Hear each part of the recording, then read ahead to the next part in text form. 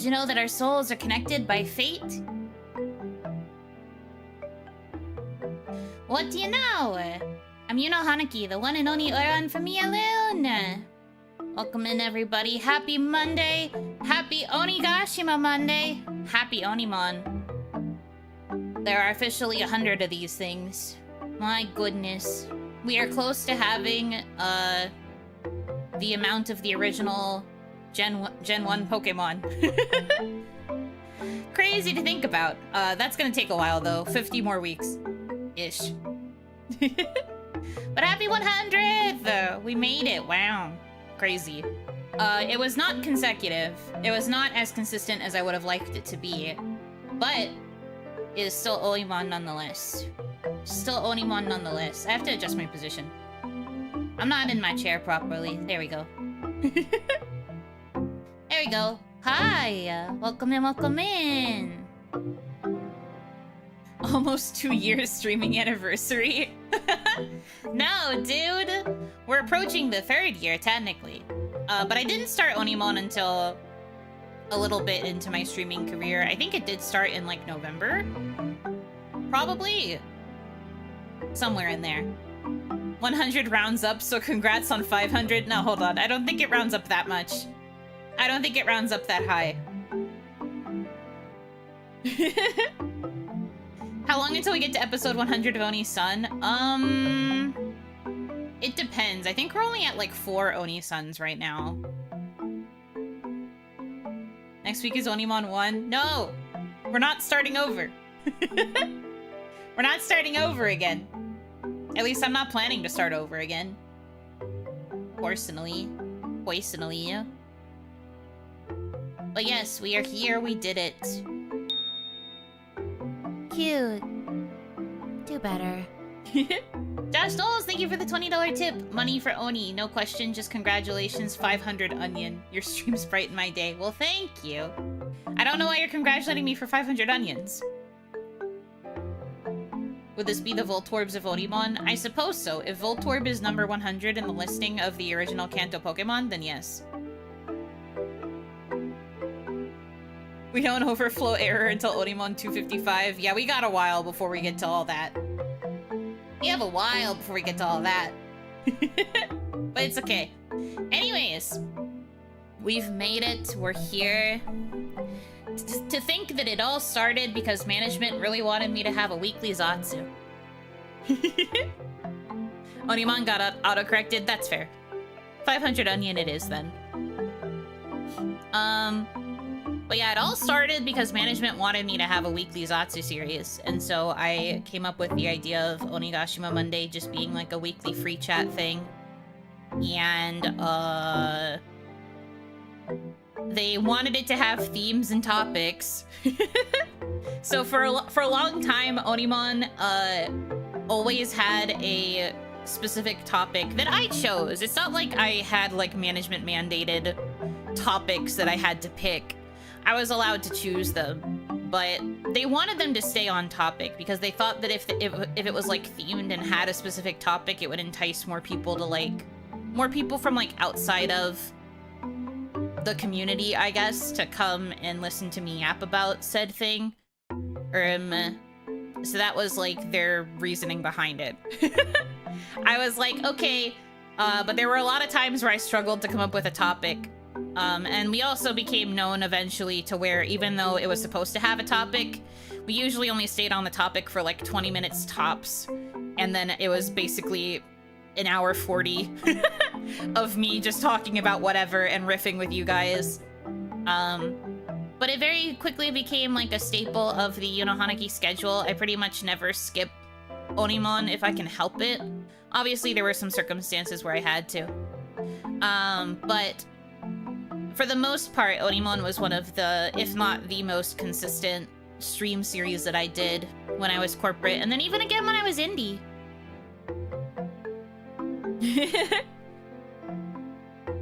Theme, Yuno questions, life choices, topics include when I get you, when I get you, when I get you! Very true. That's usually what it would turn into, eventually. Oh cool, a topic. Wow, what the fuck, it's something completely different. Yeah. That is probably ultimately what ended up happening the most. That's also why later they started getting on my case to add more themed, like, series from the beginning, to where it was like one consistent core theme, and then I just focus on different aspects of said core theme throughout the series of it. They wanted me to do something related to, like, anime and, like, fandom stuff, but that was right around the time when my former genmate was also doing something that was like a themed Zatsu around otaku topics. So I was like, why would you make us overlap? Why would you demand that we overlap? So I had to come up with something else. And so I had a couple other series that I tried to, like, fill a similar void to what OniMon was doing. It didn't really work as well for the other things. I think it's because I didn't really like being stuck to, like, one core thing and then having to, like, come up with a new thing for it every week. So it was very difficult. That was a very difficult experience. Remember Fictitious Friday, Pepperidge Farm members? Yes, Fictitious Friday was my main way of trying to assuage their worries, I guess, because they mostly wanted me to do more Zatsu in hopes that I would make more money. Because it was my Zatsu streams where I was netting the most tips and where I was getting the most, like, active viewership and everything. So it was always when I was yapping, more so than when I was gaming. So they wanted me to have, like, a focus on more chatting streams, and then they thought the, like, focused topics would also help me target different niches as well. Like, Fictitious Friday was a way to try and get more people interested in writing to watch me. Didn't really work. And then I had to pivot to doing U-novels, which is where I was talking about, like, otome and other, like, narrative-heavy games. Also didn't really work. Everything ended up staying pretty insular, as much as I tried to branch out, but, you know, it is what it is. They had some interesting views on what should be done. I recall you mentioning it would be almost impossible to change your hair color. Yes, they specifically told me that I probably wouldn't be able to change my hair color away from green, because they thought that it was too core to the Yuno Hanaki branding to stay green. So I was like, I don't want to. I was really emo about it. I really wanted to change my hair color whenever I unlocked a new outfit. Very silly. Were they pushing for the female audience on the otome front? No, I was. That was all me. They honestly thought that I was kind of fighting a losing battle by trying to target women. I don't think they had a lot of faith that I was going to be able to actually get a female audience. They were willing to let me try. They were willing to let me do my best to attempt it. And so my manager worked really closely with me to figure out ways that I could include the otome content and ways that I could, like, branch out to more feminine topics in hopes of netting more female fans. It didn't always work. I should say, I don't think it's ever really particularly worked with streams. I think I had better luck when it came to shorts.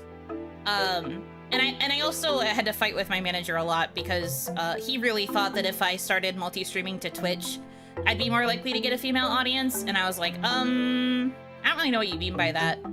He would always tell me that he thought my content would do really well on Twitch, maybe even more so than YouTube. And I was like, huh? I guess.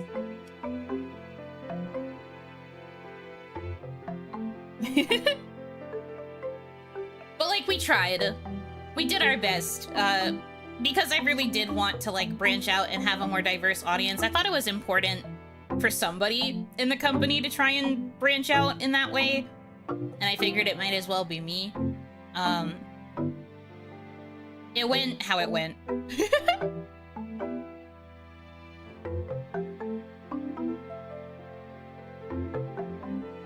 The women are purple. Yeah.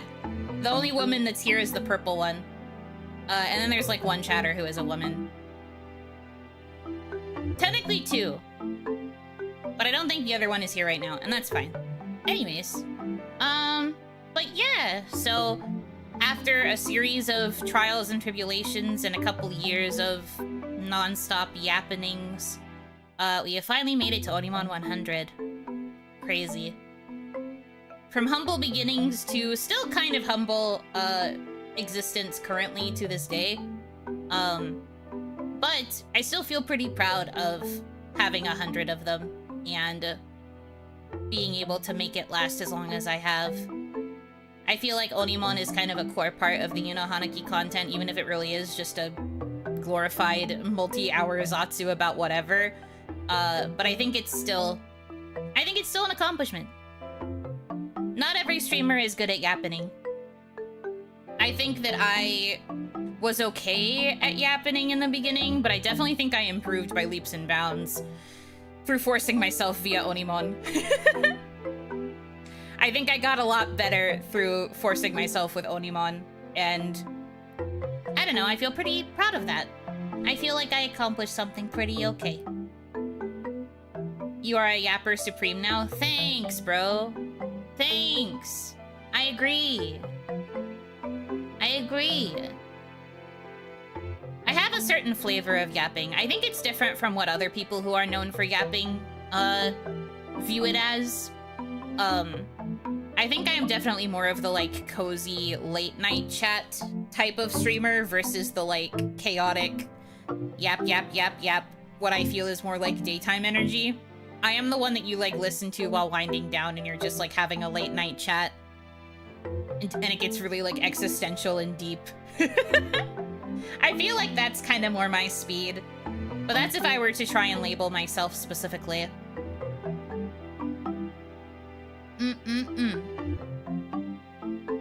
But yeah. So I guess we can just get into the Maros. I have a lot of Maros. I ended up getting a surprising amount. Thank you guys for submitting your questions. So we'll just have some cozy Q&A yapping. We'll probably go off on tangents, as we always do, in an Onigashima Monday.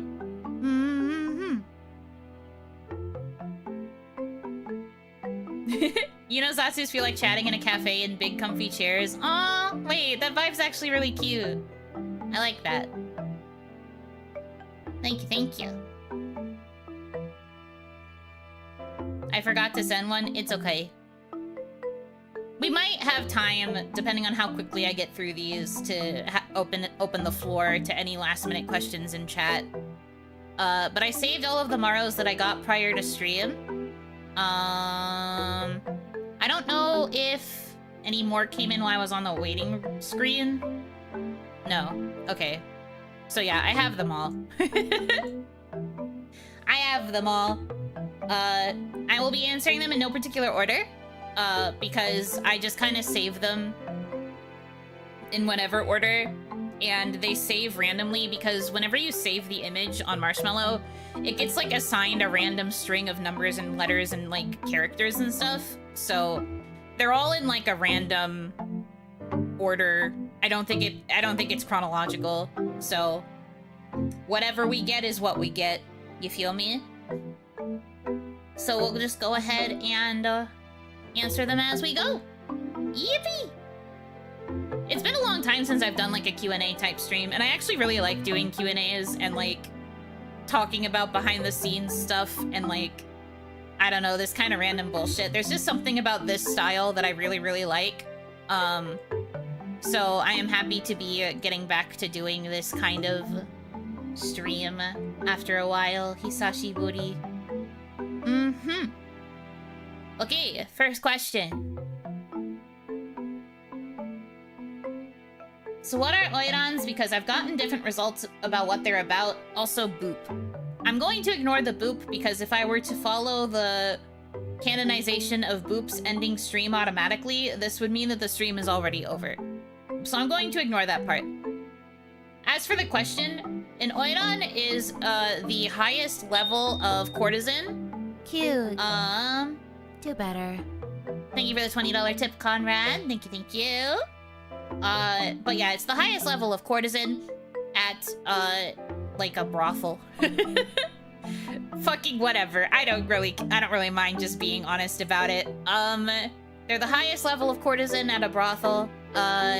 You wouldn't really normally be able to interact with an Oiran as an ordinary customer. You have to pay a lot of money to be able to interact with one. The way it usually works in the olden days is you would have to donate. You'd have to like give a lot of money to the establishment, and you would have to pay for everybody in the establishment's drinks. And you'd basically have to find a way to show off your wealth by treating the room. That's why one of my alerts actually is, oh, you're treating the room. That's for gifted subs on Twitch, because it's a way of showing off your wealth to the Oiran to try and get her attention. It usually starts out like that, and then you have to start bringing more and more expensive gifts and like continuing to show off like the amount of money that you have, because she basically will not talk to you unless you have a lot of money. Usually it takes like, I think 3 or 4 sessions before you can even like come close to her. You have to prove consistently that you have the money to be able to do it. And then when you finally do get a chance to be near her, there will still be a partition that she sits behind. You will not be able to see her, and you will be able to know she's there, but you can't talk to her. And she will not talk to you. She mostly is just there to kind of continue to observe you through the partition as you interact with the other, the Michael, which are like the lower ranking ones, and like a few of the other girls that are at the brothel. She will kind of observe how well you treat them and like the amount of money that you spend on them. And then, there will eventually be a point where the partition is brought down and she will actually like sit with you. But at that point, she's still not really going to talk back. You just get to kind of like treat her to alcohol and like, you know, buy her food and like present her with gifts, all of that stuff. And then eventually though, she will sit next to you. And that's usually the sign that you've like kind of made it in her eyes. And you'll be able to actually share a proper conversation, and then if things go well, you get to go into the back room and have quality time together. That's basically what an Oiran is. Oiran are usually in their like late teens into their like early 30s or so, that kind of age range of women. It takes a lot of training for someone to actually become an Oiran as well. You have to be like really well read. You have to be very knowledgeable about politics and culture, the economy. You have to be able to hold a lot of like high level intellectual conversations. Some Oiran are really good at strategy games, for example, like being able to play like shogi or something with a patron. There are other Oiran that are really good with instruments. There are some Oiran that are really good at dancing. There are some that are really good at like writing and reciting poetry. Basically, they have to have like really high class cultural skills on top of like just overall like knowledge. They are like considered very smart and very, very high class women, which is why it takes so long to actually get a chance to interact with them, because they are expecting someone of high caliber to be the main person that's interacting with them in that way. I'm sorry that was a very long-winded answer, but that's what an Oiran is. And that is also what my original design was based off of. 1.0 was originally based off of the idea of an Oiran and a Maiko. But I was told that I could not use the word because it was seen as not very kawaii. So I didn't really know what to do for my lore. I was like, okay. I guess I'm just a performer. But it was always planned for this Oni character that she was going to be someone who was like really well read and like really book smart. I think was kind of something they were looking for, because when they were talking to me about how she was based off of Oiran, they specifically mentioned that they liked the idea of her being like really cultured and like capable of like having knowledge on a lot of different things. So they were looking for someone smart to fill her shoes, her very large geta. And I guess it ended up being me, question mark? I don't know. I'm good at yapping. I don't know if I'm good at talking about smart subjects. I do my best, though.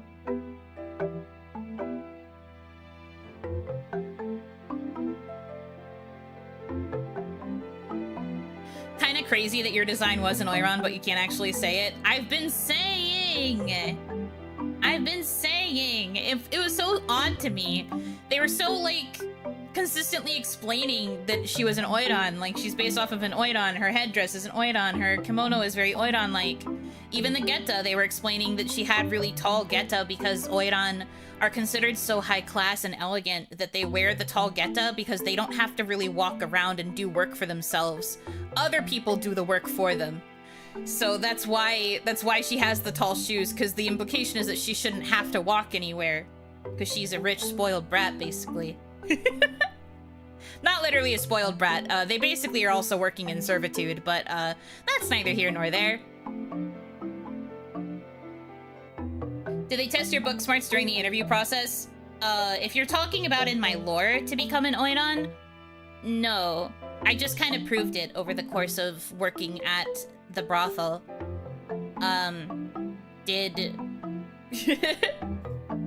If you mean during the interview for Kawaii, no, they didn't test it. They just told me kind of like what the vision was for the character.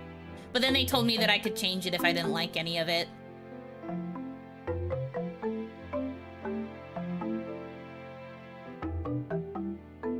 Is part of the Oiran ritual a meeting where the patron just watches an Oiran play an otome for several hours? Maybe in modern day, if Oiran still existed.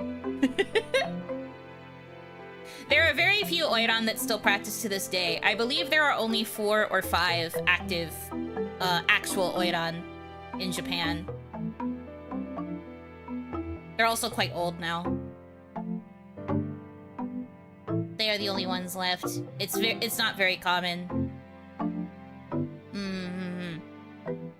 Okay. There was our first question. After fucking Mega Yapatron 5000. 4 or 5, can't let 2 more join. Yeah, no.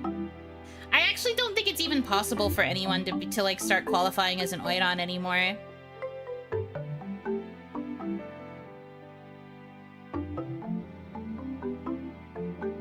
Geisha pretty much replaced them. Yeah, basically. Geisha made the overall art a bit more available to the common man, so people started seeing less value in having to pay all of that money for the high-class courtesan. Okay. Question 2. In honor of the 100th OniMon, if you could only eat one thing or one meal for 100 meals in a row, what would it be? That's really tough. I don't really like repeating meals, honestly, as a person. I have to kind of change it up. Granted, I'm still a bit picky. I have a somewhat limited diet, but I have to change it up because otherwise I will die. I can maybe eat the same thing max like 3 times in a row. If I try to eat it any more times than that, I will probably be sick of it at some capacity, unless it's like made really well that next time, or I don't know, there has to be some sort of like magic sauce that gets added to it that makes it worth repeating. So I am admittedly quite bad at repeating meals. I have to change it up. I have to have some kind of variety or I die. But I guess if I had to choose something that I could eat for 100 meals in a row...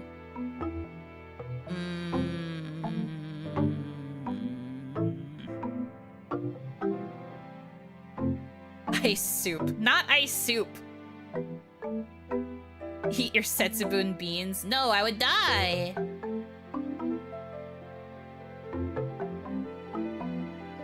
Yuno is very much a variety is the spice of life person. I try. I just don't really like repeating too much. Mac and cheese is my vote. Honestly, I was kind of thinking mac and cheese too, but I realized I might get too sick of the richness if I had it too many times in a row. I think for the sake of variety, and I guess also maybe a little bit of like quote unquote nutrition, I would probably choose like ramen. because it is a soup, and you can have a bunch of different kinds of toppings in the soup, and you can also get like protein through like eggs or chashu pork. And you can get veggies from the different veggies that you put in the soup. And I really like noodles. I am a noodle enjoyer, so I think I would like the texture of ramen noodles. I probably wouldn't get too sick of it if I had it a bunch of days. With the stipulation that I could change the broth and like change the toppings. That would be my stipulation. If it had to be the exact same layout, that might be a bit riskier, but I think that's what I would choose.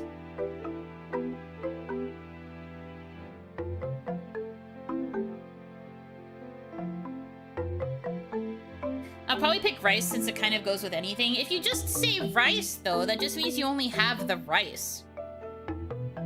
Like, just the bowl of rice. You have to pick, like, an actual rice dish. It's crazy how we're spoiled and need a variety of food where you get tired of food easily, yet for most animals, they'd happily eat the same food for much longer. Well, for animals, they don't eat for pleasure, they eat for survival. Humans technically also eat for survival, but you're right that we have reached a level of greed where we want the food that we eat to also taste good.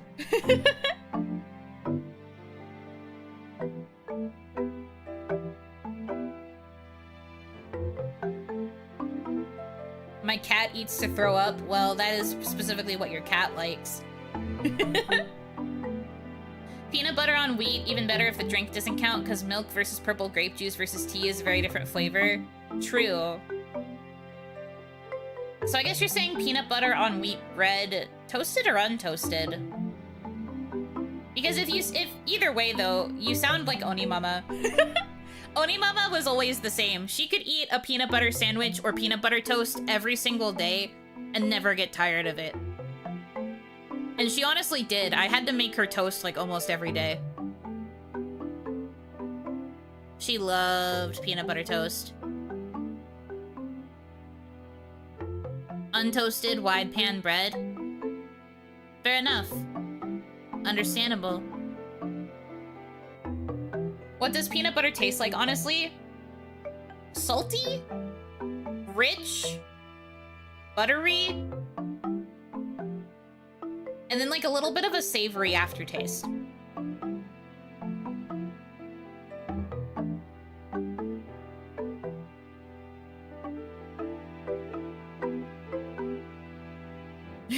I guess that's how I would describe it. I assume you're asking because you can't eat peanuts. So I tried to describe it in a way that would make sense to someone who can't eat peanuts.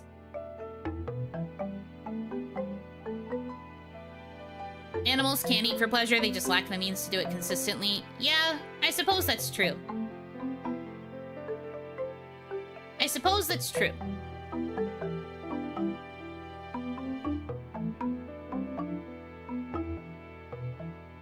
I think it's also that they don't really care to.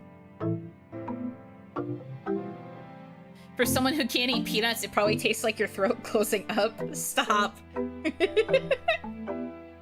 That question just broke me. May as well ask me what breathing is like. That's why I did my best. That's why I did my best. I also never really thought about how peanut butter tastes until just now. I hope it made sense. At least that's the kind of peanut butter I eat. I eat creamy peanut butter. Maybe crunchy peanut butter also has like the added crunchy texture of the like salty, savory peanuts. But I don't like crunchy peanut butter. It's true because my dog eats trash with a look of ecstasy. Fair enough, man. I love that for him. Okay, next question.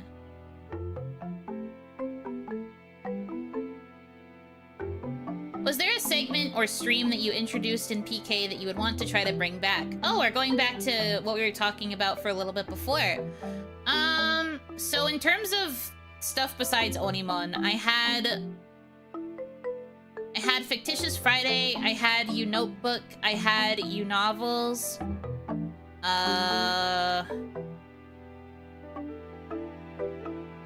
I have anything else besides those? I don't think so. think of them, Notebook is probably the one that would make the most sense to have a comeback. That's also why when I finally go through with making my second YouTube channel, it's going to be called Notebook, because that's kind of the vibe I'm going for more often than not. I really only had a couple of Notebook streams.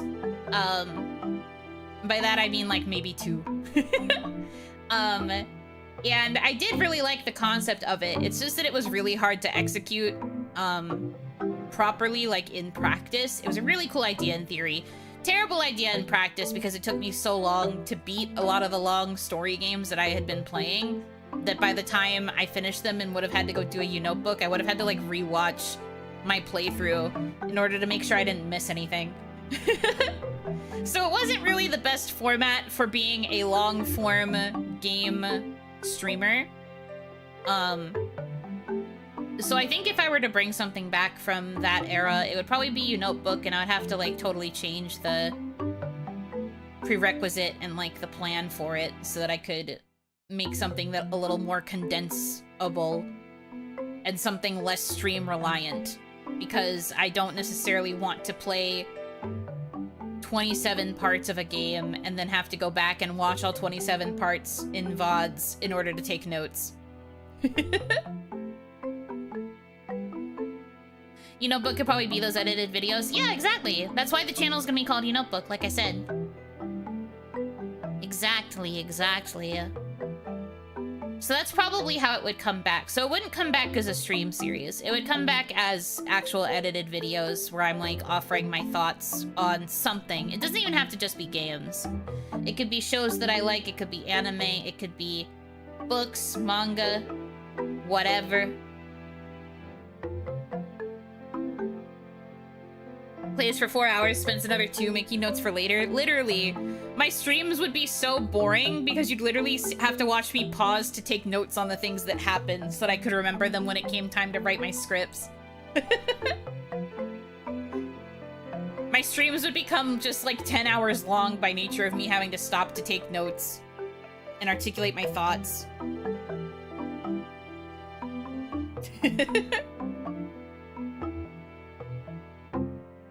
That sounds awesome, though.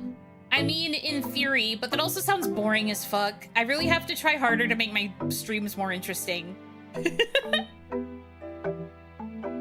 Like, the theory of it sounds great, right? Oh, 10 hours with streamer. But the problem is, it would be a lot of dead air while I'm taking the notes and, like, trying to think through my thoughts. And then also, we would never get games finished because those streams would take like the entire day and I would die, so it wouldn't work. Would you ever plan on bringing co-working streams back? Maybe.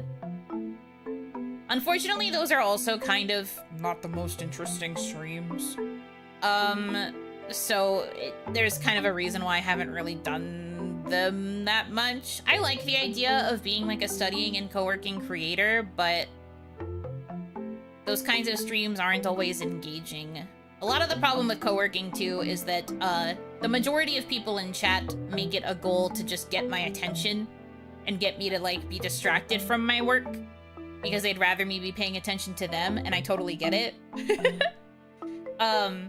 So I think if I ever did co-working, it would probably just be a Twitch-only stream, and I would probably even go so far as to have my mic off so that it's truly just we're co-working. I have a Pomodoro timer up in the corner, and it's the idea is more so meant to be that I'm like, what's the word? There's a specific word for what I'm thinking of where you're doing the thing next to somebody else. You're both working on stuff at the same time. I forget. Body doubling? I don't know if that's the right word. Either way. I can't really remember.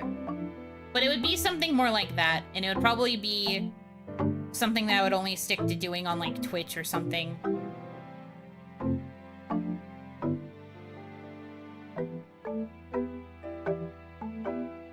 Guess you have to become a COD streamer? No.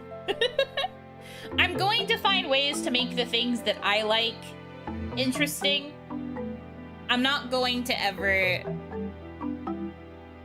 change the core of my content for the sake of trying to be entertaining. Because that just feels disingenuous. And it would also be very obvious that I was doing it for the sake of trying to, like, be entertaining or to, like, for the sake of numbers.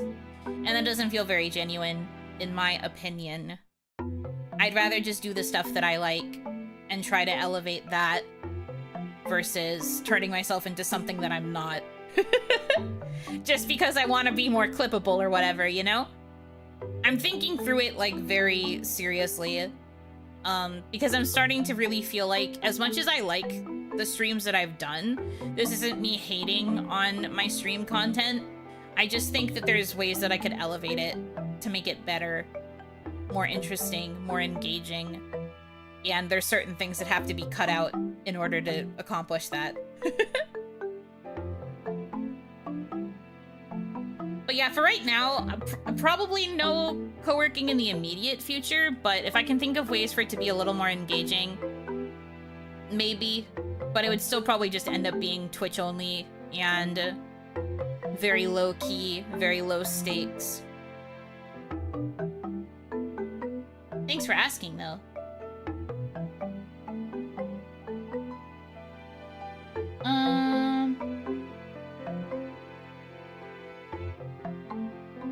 Okay.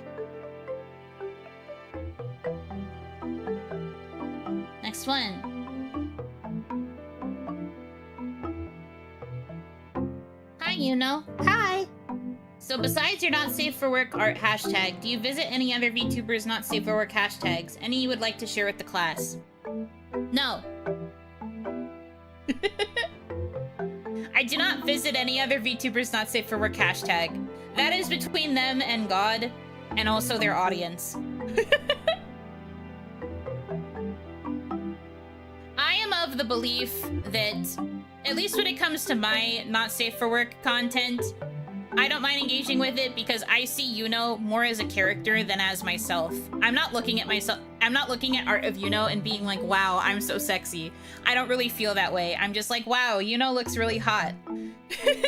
I have a bit of dissonance between myself and Yuno in that I like being Yuno and I answer to Yuno, and I do feel like this model reflects me, but I don't really see Yuno Hanaki as myself to where I feel like I am being sexualized in my art tag. Conversely, I do not know how other content creators feel about themselves and how they feel about not safe for work art of their VTuber characters, or their VTuber personas, however they view it. If they see it too personally, I feel like that would be like I am looking at porn of a friend. And that's kind of where it's like, who invited the Oni into this space? And I don't want to make them feel weird. So I do not look at other people's not safe for work art. Sometimes if I see it retweeted, I'm like, oh shit. And I kind of admire it that way, but I don't go out of my way to be like, what kind of not safe for work has been posted in my bestie's tag today? Dum-de-dum-de-dum. Like, I don't do that. Me personally. I think there's just a certain boundary that I feel should be put in place because other people see their VTuber characters as literally them. And so if there's not safe for work art of the character that is literally them, there's like a weird mixing of like boundaries and like relationship stuff there. I don't want to do that. I don't want to fuck with that personally. So very long-winded way of saying no. Yeah, dum-de-dum-de-dum. That's literally me. Rubbing my hands together like a fly that saw a strawberry sitting on the picnic blanket or whatever the fuck. Like, I don't do that. We don't do that here. Thanks for the question, but like, basically long answer, no, I don't look at other people's not safe for work tags. I feel like that'd be weird. Just for me, though.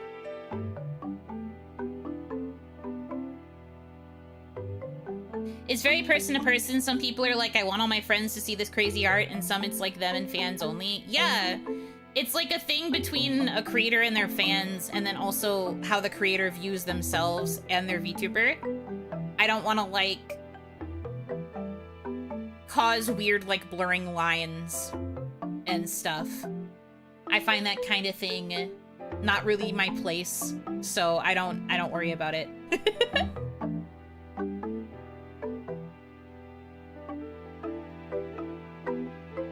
But I do always give a little sneaky peek when they retweet it. But, you know, a lot of VTubers don't retweet because they want to keep it between them and their fans, you know? So it's like, I'd rather just let them have their oats in their little corner of the internet. Anyway, Lear is not on Yuno's move list. That's a very nerdy way to phrase it, but yes. I look respectfully if an art piece is shared with the intention of it being looked at by other girls. But I think for the most part, a lot of time VTuber girls tend to use their not safe for work art tags for art that focuses on the male gaze too as well. So feels a bit weird to be in a space that seems to be mostly aimed at boys. Anyhow, next question.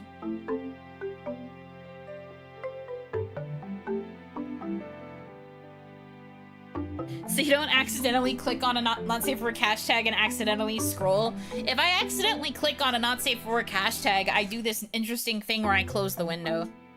Or I hit the back arrow. It exists. There's actually a way to go back after you accidentally click on something, which means you don't have to scroll it. Fun fact. Glad to teach you how the internet works. You can close the window? Yeah, there's like a little X button that you can hit. It's crazy. It like closes the whole window. It makes it go away. You don't have 100+ tabs. I'm going to explode you with my mind. Close your fucking tabs. I'm going to explode you. Anyways. Got any memorable OniMon moments you would like to share? Memorable OniMon moments. Well, I think the most memorable OniMon moment was Beef Wellington. I'm pretty sure Beef Wellington is the most memorable moment from OniMon that has ever occurred ever. Personally, I also remember there was one OniMon, I forget which number it was, unfortunately, but I do know it was an OniMon where this occurred. I remember there was an OniMon where Tomoe, like, messaged me and asked if she could come into VC and talk to me really quick, and then she just said, like, really nice stuff. I'm pretty sure it was when we were still in Kawaii, that she did this, and she just came into VC and was, like, chatting with me a little bit, and she was, like, really complimenting me, and she said I was, like, a really nice senpai, or something like that. That was pretty memorable for me because it just came out of nowhere. I didn't ask her to do it. She just randomly wanted to come in and talk to me like that. And I was like, why are you so nice? What do you mean? It was so cute because I didn't really feel like I was a good senpai. And I didn't feel like I really had a lot of time to try and be a good senpai. So getting the, like, verbal affirmation. As we all know, words of affirmation is one of my love languages, probably my biggest one, so I kind of died. It was very, very sweet.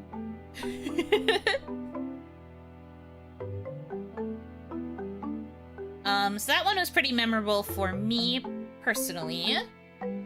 I'm trying to think.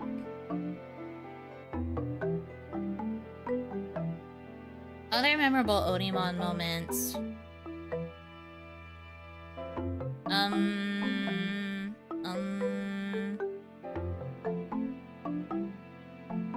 Having over 100 of these, well, having 100 of these is making it hard to remember individual moments.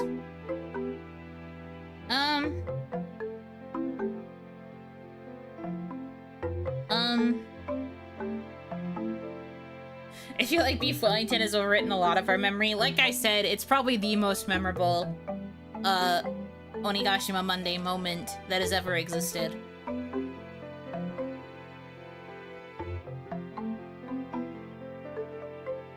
Not that that's a bad thing. I think it's pretty epic, to be honest. I want to be able to say more. I just have to think of them.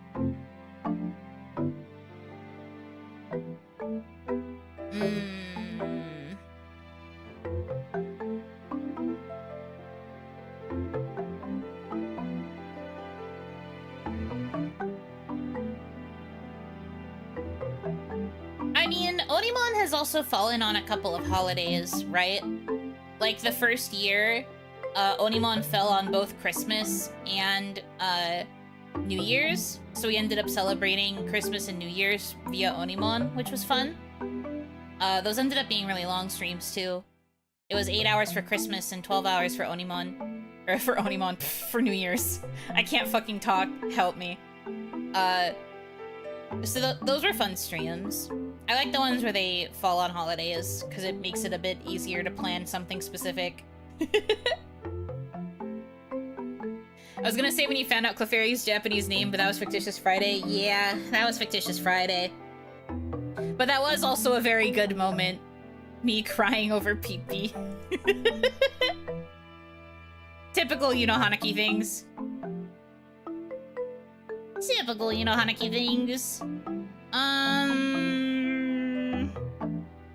So yeah, I don't know. I guess the ones where they fall on holidays, or like, I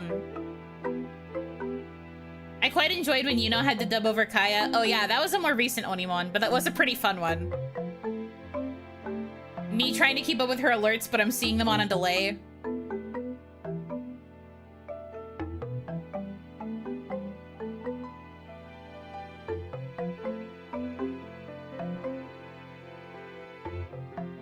She normally cries over PP. It will happen again. Yeah, I think those are a good collection of them. Interestingly, it feels like the ones that were more special events, and also the ones where they were technically guest stars. Not that Kaya was fully present in ours, but she was there. I like the OniMons where I occasionally had a guest star. I find those fun. Okay. The only way to top that would be to include Lynn to make some unholy combination. Well, if you will recall, when I was dubbing over Kaya, she took out Butter's model, and then she also then took out Lynn's model to so that she was doing the hand cam as Lynn while I was dubbing her. And Lynn was also there at some point and was just like, what is happening? Peak streaming, I'm afraid, is what was happening then. The stream ever. Okay, next question.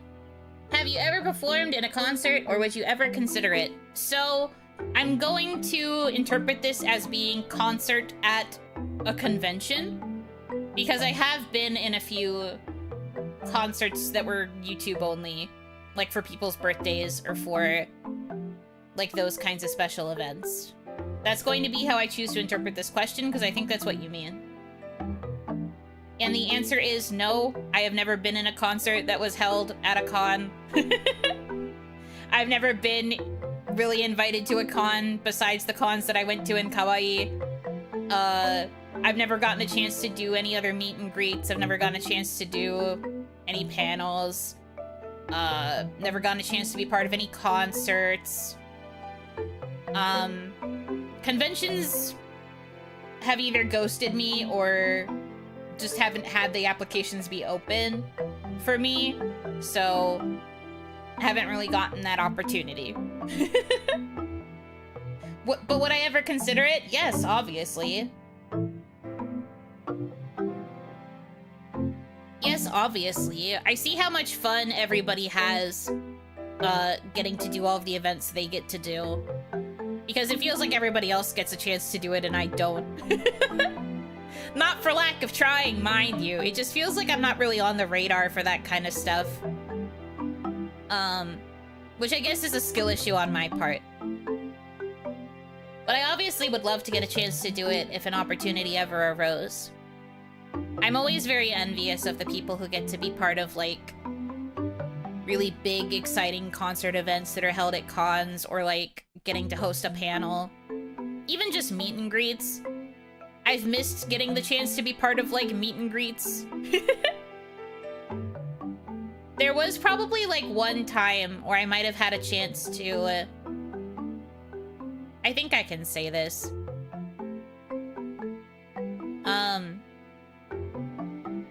I think this is okay to share.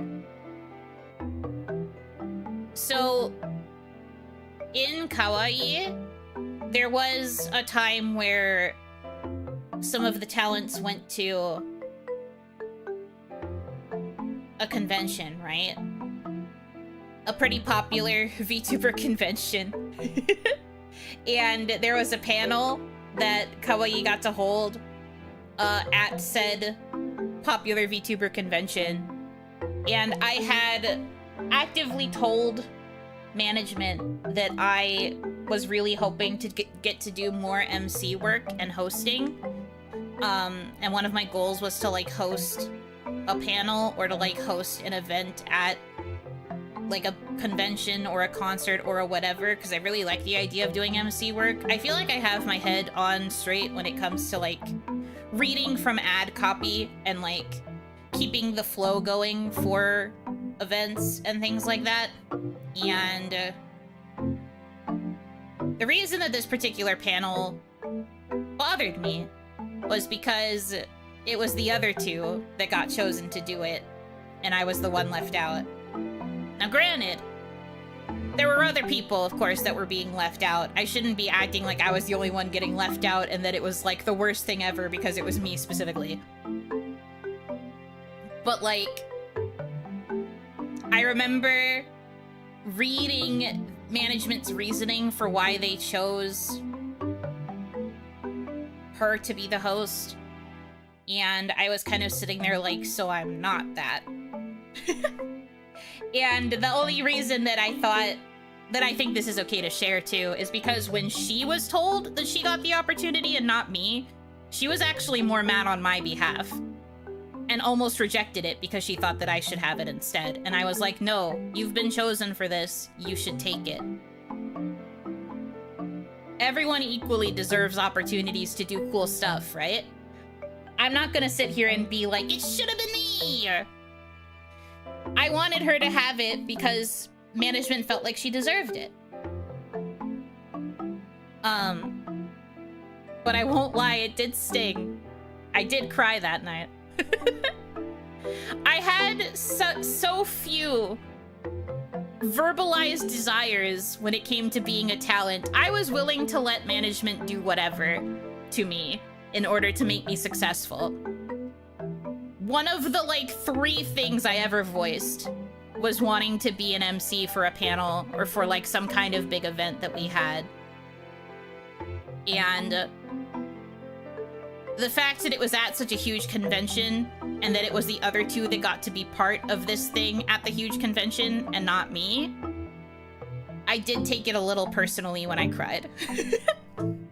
In my head, I was doom spiraling and I was taking it personally, but I kept it to myself. I cried it out.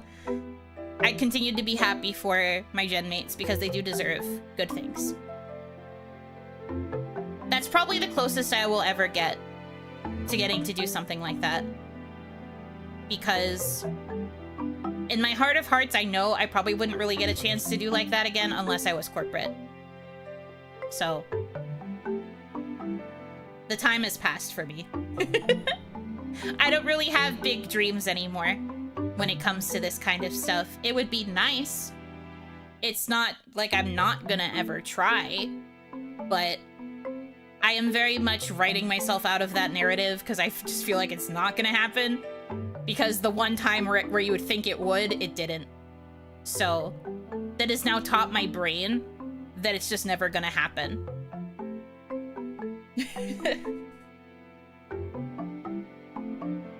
Sorry to be depressing on man.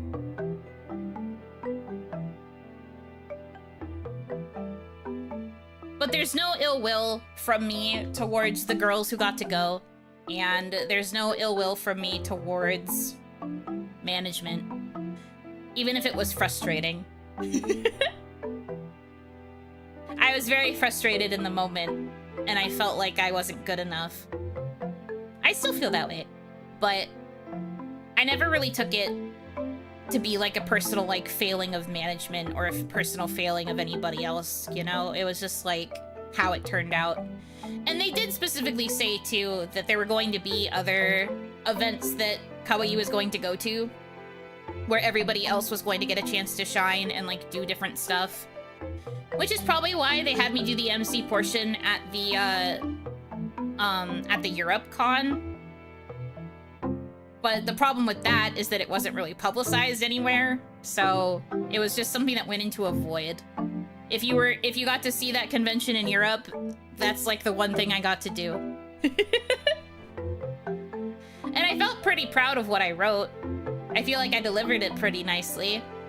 Hopefully it went over well to the people that were there. I don't know. Nobody in my audience saw it, so I have no idea if people actually were excited to see me on that screen or not. Into the Void, RIP 07. But that was kind of, I think, management's way of trying to make up for certain talents not being able to be part of the bigger panel. They tried to make up for it by giving us that spotlight at that other con in a way that was like super niche and then wasn't really useful anywhere. So, yeah. Anyway. Once again, long-winded answer, but I would like to, if an opportunity ever arose. Will it for me? I don't know, probably not, but that's not going to stop me from wishing for things I can't have.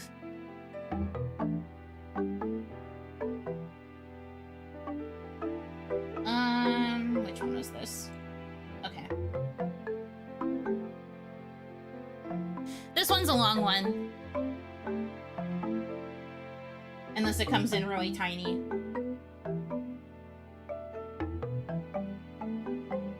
Make it a little bigger for this. Remember when these streams were supposed to have dedicated topics you stuck to? Damadachis remember. No, it's okay. Yuno Hanaki also remembers. We were talking about it a little bit earlier. Yuno Hanaki remembers. You've touched on it before, but I'm curious what you have to say about the dedicated topic angle in retrospect. Were there any topics that you thought really landed and got people going? Any topics you wish you got around to? How much of a struggle was it to stay on topic? Congrats on 100 OniMons. Thank you for the congrats. Okay. Dedicated topic angle was a struggle for me. I did my best, but there were a lot of weeks where it would be like Saturday and Sunday and I'd be trying to set up my schedule for the week and I'd be like, I don't know what to make the topic be. And so I'd have to just like pull something out of my ass. I think the hardest thing was always deciding the topic. I think once I had the topic kind of in mind and then was able to write it down in the schedule, I was like, okay, I'll do my best.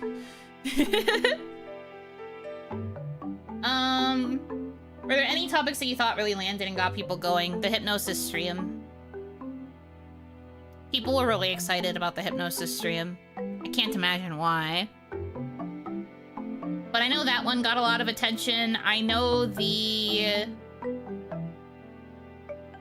like fandom and like fan fiction trope one, I think also got a lot of attention. I think those were the two most popular of the topic OniMon. I had to do 2 parts for the fanfiction and shipping. And the learning about animals, that one doesn't count because it was April Fool's. That doesn't count because that was an April Fool's stream anyway.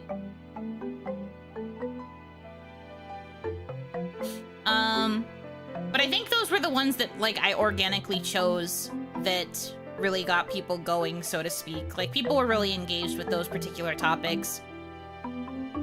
How goes the Morrows? Morrows are going good. We do be chatting. Pee-pee stream. I never had a stream fully dedicated to pee-pee. PP just came up in other OniMon. And then I would talk about him. There just happened to be a time where I decided to show you guys my PP. And then it spiraled. We did have a dedicated tangent towards the PP lore, though. It was an OniMon? I'm pretty sure it was an OniMon. I know it also happened in a member's stream. But I don't think it was members first. I honestly don't remember, though. It's a blur. I streamed a lot. Many stream. PP and Wee Wee, my beloveds. I do love them. Sherman T. Sucklet still sits on my desk. I hope you've been taking proper care of him.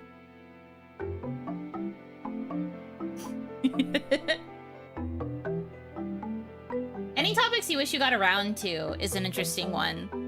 I think if there ever is a topic I decide I want to dedicate a stream to, I could just make a new topic, OniMon. I don't know.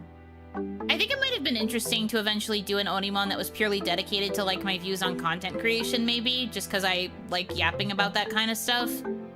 But I didn't really feel like I had enough experience to really be, like, content creation from the perspective of a content creator. Like, at that point, I had barely been around for a year, so wouldn't really make sense to have someone like me talk like that. So I guess that would have been something, maybe, if I had kept it going.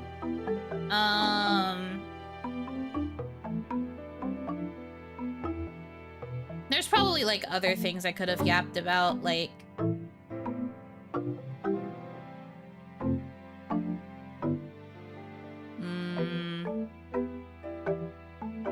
I don't know. I guess that's the, like, primary one I can think of. There are probably some, like, niche internet memes I probably could have talked about, too. And then how much of a struggle was it to stay on topic? I don't know about a struggle. I would eventually try to, like, wrangle it back, because there was kind of a point where management was getting more on my case about staying on topic more. So I tried to... I tried to be better about wrangling everybody into staying on topic more and bringing it back to what I was talking about. It was never that there was an issue of staying on topic. It was more that I chose not to stay on topic because I liked the direction that the conversation was taking more. I kind of allowed the tangents to have free reign because I feel like organic conversation is better than forcing it to stay on the rails. Especially when you're streaming, I think it's kind of better to go with the flow of what's happening in chat and, like, the environment that you're kind of fostering as you go versus, like, having a set rail and expecting it to stay only on that rail, and then any sort of deviance gets, like, a hand smack, and then you're forced to go back on the rail. I feel like those kinds of streams do have their place, but I don't really like the idea of limiting a stream too extremely in order to stay on a topic. Management didn't really like that, though. So if I ever got a bit stricter about staying on topic, it was because I had been told by management to try and maintain my topic a little bit more clearly. And then do more research on my topics and stuff as well. I wonder what was the shortest time we stayed on topic during an OniMon? Probably 15 minutes or less would be my estimate, conservatively. I feel like it can't have been any more than that. About the time it takes for a good pizza to get delivered. Alright. Next. We're still only on the first row of Maros. Ha ha ha. We're over an hour in. Ha ha ha. I'm gonna die.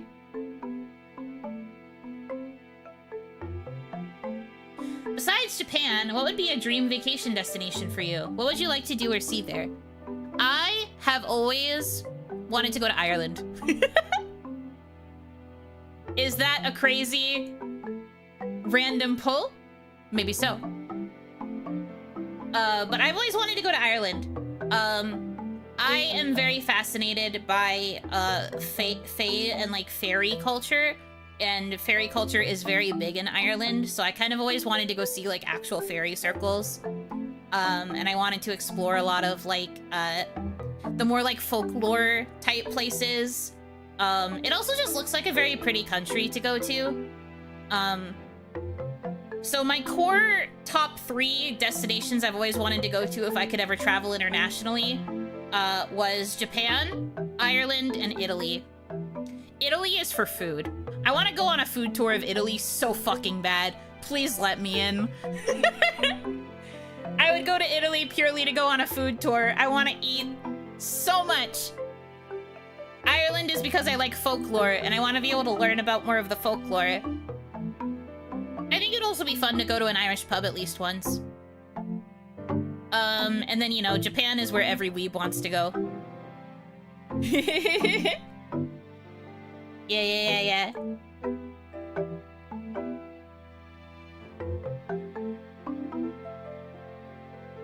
You have no idea how insane the food in Italy is. I've never tried flavors like that ever again. Stop. I'm gonna get so hungry. No. I feel like going to a new country just to eat the food is justified. Oh yeah, no. I totally think that I am valid for wanting to go for food. But also, I do think a lot of the sights in Italy would be really pretty.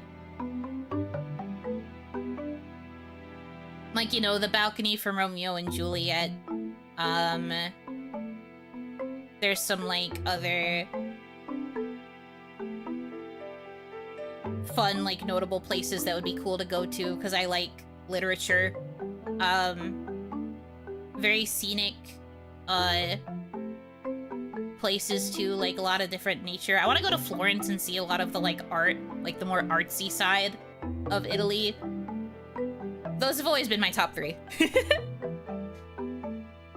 Always. But because you asked besides Japan, my most immediate answer is Ireland. I think Ireland would be a more fun one to go to, and I also just feel like it would be a more unique experience to be the one that comes after Japan. If I ever get the chance to travel internationally now, I feel like Japan is going to be my priority, just because it would be nice to make sure I hit that one at least once in my life. But Ireland would be my second.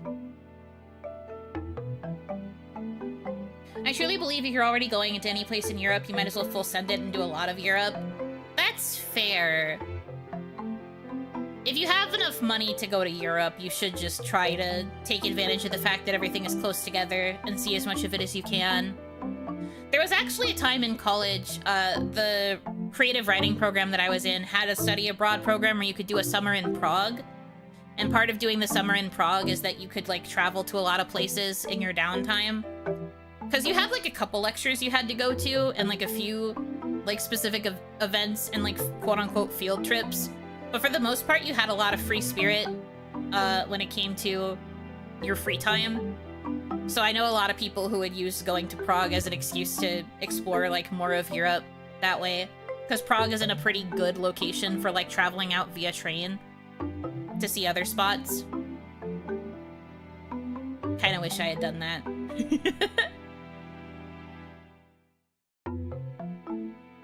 Ireland for the Fae gift, then Italy for pizza lunch, Japan for sushi dinner. Well, not sushi for me, I don't like fish.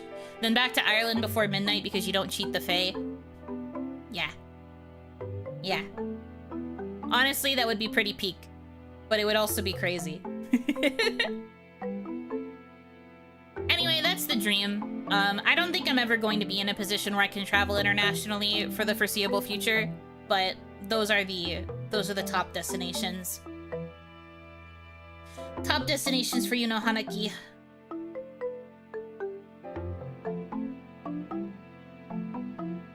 Next. Never know, maybe you hit the lottery next month. Bold of you to assume I have the money for lottery tickets. Hi, Buno Banaki. Hello! With which VTubers would you like to have a collab? What would you play or do? Very broad question. I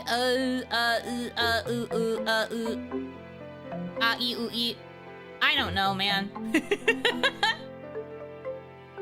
This is such a hard question.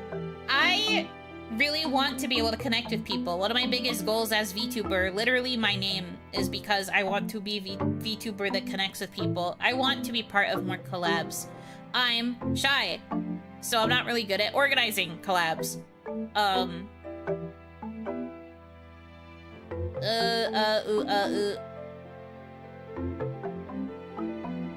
mean, there's some people that I have collaborated with in the past, kawaii and otherwise, that I would like to do new collabs with in the future.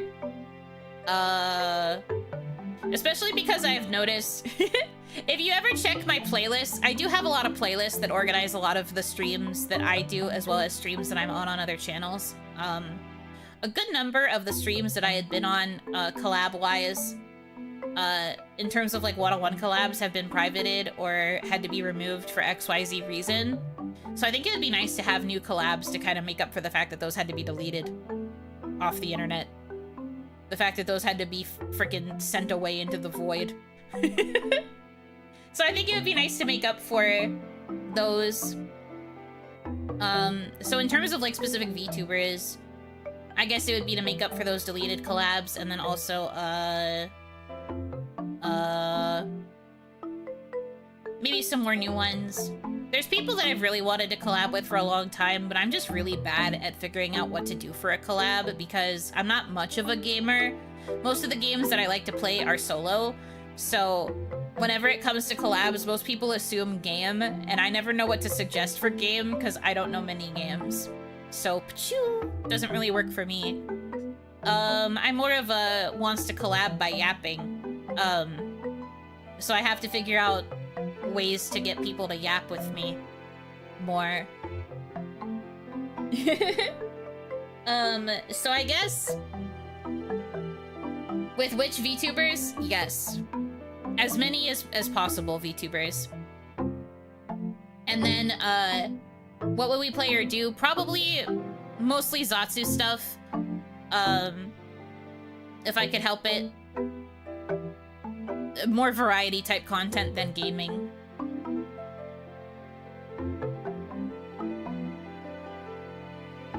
Taste testing collab? Maybe. If we manage to have enough things in common, perhaps. I'm not doing baby food again. I think once you've had some baby food, you've had all baby food. It's always fine to suck at games while collabing. No, the issue isn't me being bad at games. The issue is I don't know a lot of games, and I don't have a lot of games. I don't know a lot of games, and I don't have them. So it ends up being difficult to figure out things to collaborate on when it comes to gaming. And like the few games I do like, I'm not usually reaching out for collabs with them, unfortunately. Which again is more so my skill issue, because I never really think to reach out to others first. I need to do it more. I'm just shy. Yap about character designs in games. There was actually a time when this was like one of the first, yeah, this was my first ever birthday when I had call-ins only from Kawaii Talents. When I talked to Nene, Nene actually mentioned us doing a tier list stream together where we like compared waifus in a tier list, and we like kind of not really argued, but we like discussed where we would rank waifus on a tier. I do think about that sometimes. I think about asking her to actually make that a reality someday, but that was a few years ago. I don't know if she would still want to do it.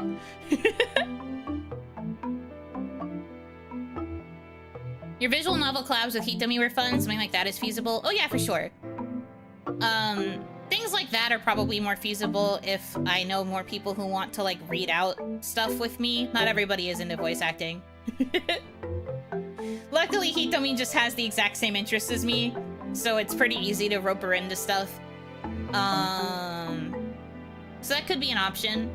I also think it would be fun fun to do power wash streams with other people. I've had fun playing it with Hitomi, but I think it'd be fun to also use that as a vehicle so that there's like something going on while I yap with someone.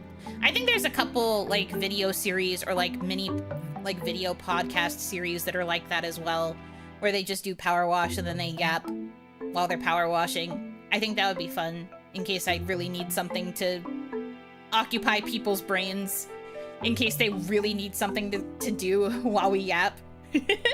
So I don't know. Could also be an option. And I don't mind replaying levels in Power Wash Simulator because the whole point is the satisfaction. So I don't mind repeating them. Heck, sometimes when I don't know what to do, I will literally just replay them and wash a whole level again by myself just because I want something to do. BGM is a little loud. Oh, I can turn it down if it gets too loud.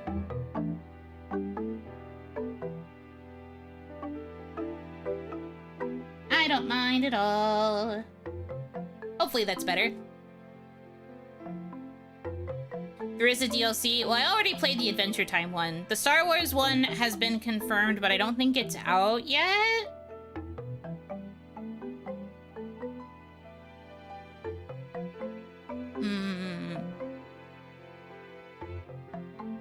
Not until summer. That's what I thought. Because I was talking to Hitomi about it, and I was like, if they confirm Star Wars, does that mean they're planning to do the May the 4th release date? And she was like, probably not. Yeah, that's what I mean. They really should have tried to aim for the launch to be May the 4th. They should have just shadow dropped it.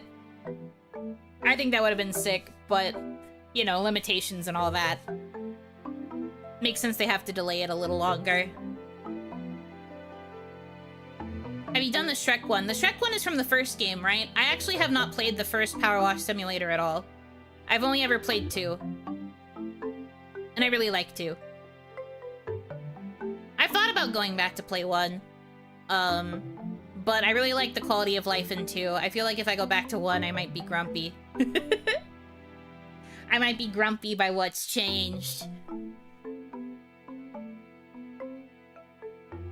But I don't know. Anyway, I hope that was a satisfying answer.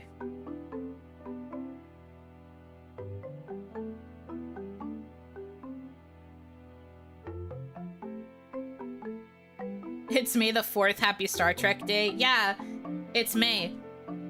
Smile. Buno doing good lately. I have times where I am good. I have times where I am not. I think compared to where I was in terms of my, like, really bad mental health spiral and my really bad sleep schedule and etc., etc., I think I am spiraling less. I still spiral, but I think I am spiraling less. My sleep schedule is admittedly not doing so hot these days. Admittedly, I'm not doing so good. Last night, I couldn't fall asleep at all, and then my neighbor's alarm started going off at 5 a.m. and they let it run for 30 minutes, so I still couldn't go to sleep because their alarm was going for 30 minutes straight and I could hear it through the wall.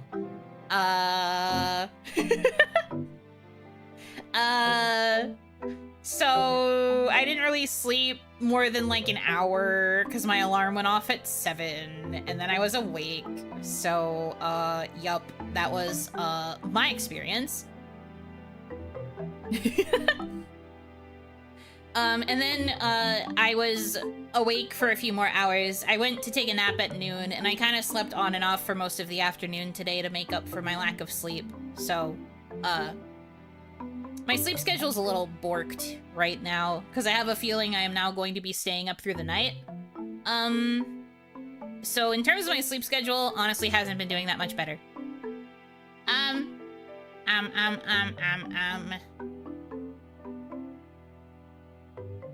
Mental health-wise, I'm fine. I'm okay.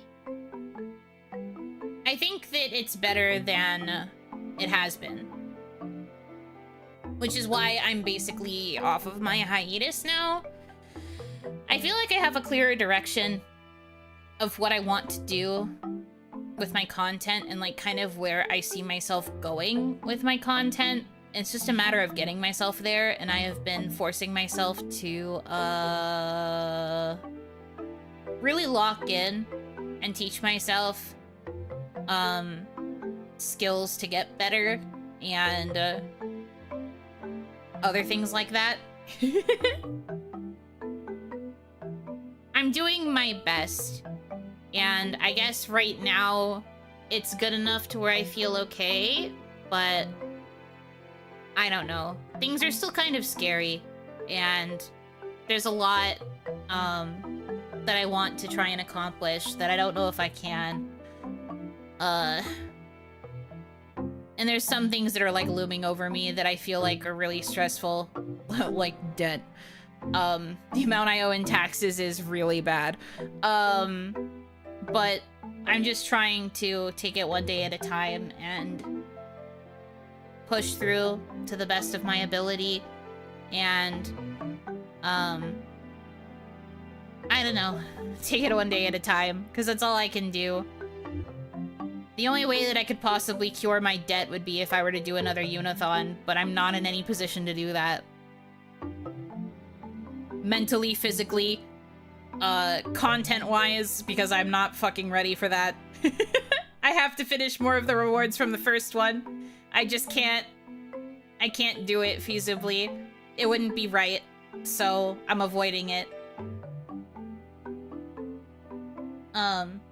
But like, ultimately, I'm okay. I will try to be better and do better. And that's all anyone can do.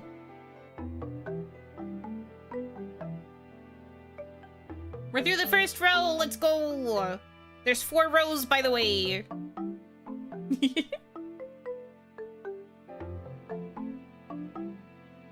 My stream was lagging. It's okay. It happens.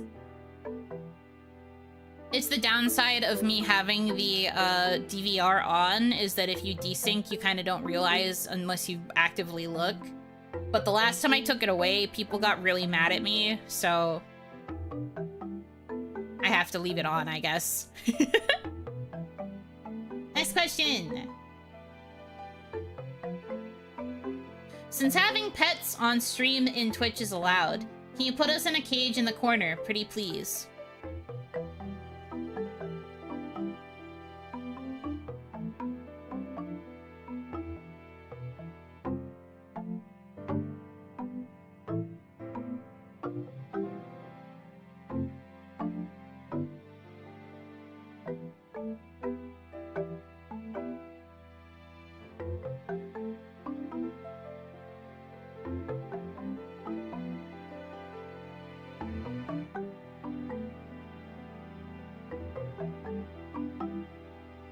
No.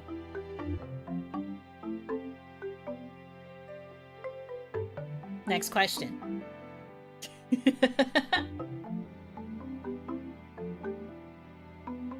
Hi, Lynn. Had to come out of lurking for this. This wasn't my question, but that face was my reward. Interesting. Anyway, no. I will not be doing that. I did actually used to have a cage for you guys in my 1.0 overlay. I didn't really turn it on much, but I did have it, like, in my sources whenever I wanted to put you in jail. But no, I will not be putting you in a cage. No. You guys judge me for wanting to be in the cage, and yet you beg for me to put you in cage? The math is not mathing. No fun allowed. So when will Yuno do the eating burger ASMR stream? Can you really make sounds when you eat a burger? I mean, I guess. I guess you could eat a burger in a noisy way. But that's my personal hell, because I don't like eating noises. So, I guess I could do it into the microphone and then just full send it. but I don't know. I don't know if I want to become that kind of ASMR channel. I don't know if I want to be an ASMR channel at all. If we'll be so for real. The thought is funny, though. Maybe there will be one day where I just randomly make an eating ASMR, and it's just really gross chewing noises into my mic.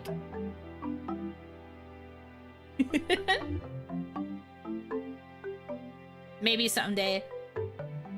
Probably not anytime soon, though.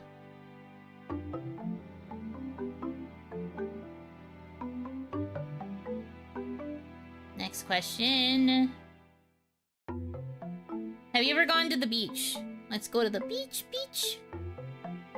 Yes, I've gone to the beach multiple times in my 200+ year time on this earth. I went when I was little. I went when I was a teenager. And the first time I ever met Hitomi in real life, we went to the beach together. As adults.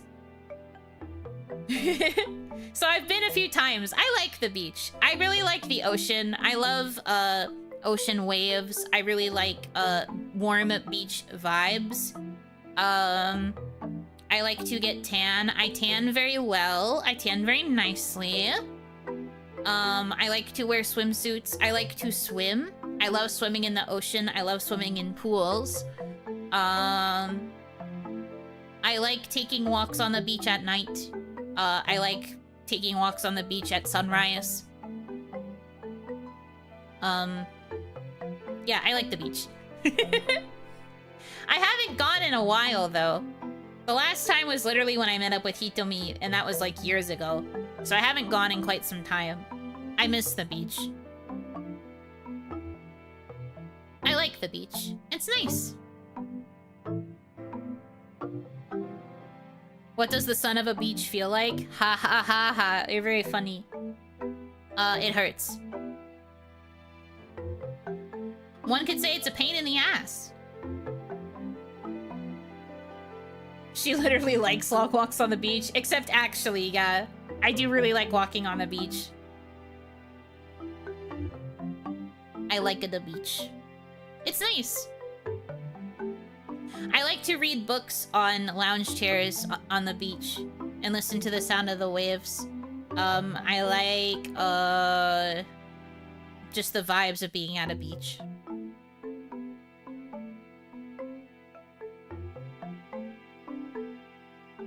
Pina coladas? Actually not really pina coladas. I like other beach drinks, though.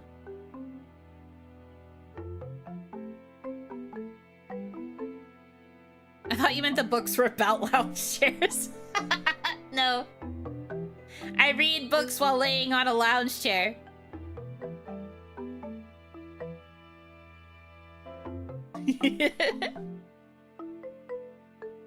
Getting caught in the rain. I do like rainy days at the beach too, though. I like watching the waves go crazy. I'm a big fan of the ocean. I also like the smell of the ocean and like the smell of the beach. I like how people smell after being out on the beach for a whole day. When you like smell like sunshine and a little bit like the salt water from the beach. Yeah. That's good shit. It's good shit. There was a scent that I used to use growing up that was literally like, I think it was called like Kissed by the Sun or something, and it was meant to make you smell like you had just been out on the beach for a whole day, so it was like a little bit like the smell of like sunscreen or tanning lotion and like other like really warm, like slightly fruity, citrusy smells. It was a really nice scent. I liked it a lot. I also used to use this hairspray in my hair that made it look like it was beach tussled curls. It was really cute.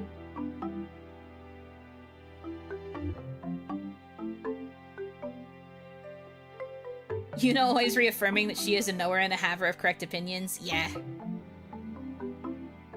Are you the type to wear normal clothes to the beach, or do you wear a swimsuit? Both. I like going to the beach in normal clothes. I also like going to the beach in swimsuit with like a loose cover. If you remember that one art from forever ago that Kawaii got of all of the girls in swimwear, that's basically the kind of swimsuit I wear. Coverall and all.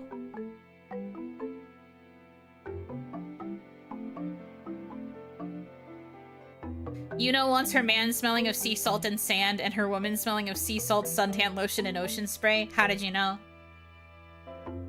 Good smells. You would pull up to the beach with pants and a shirt? Maybe not pants, but like shorts maybe. Shorts and like a t-shirt. I'd probably be wearing my swimsuit top underneath though, so that way if I got splashed in the water, I would just be like, oh no, now you can see my swimsuit under my shirt. Because I can't resist the water, so swimsuit would be underneath the normal clothes.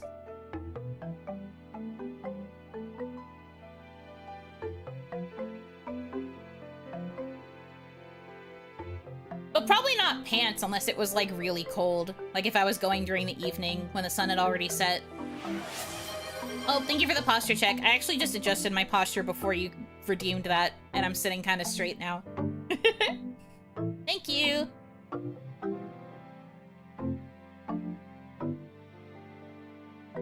I had to change the position of my cross-legged nature in my chair to itch my foot. What if it's tearaway pants? Tearaway pants are basically beachwear. Because why else would you be tearing them away if not to go play on the beach?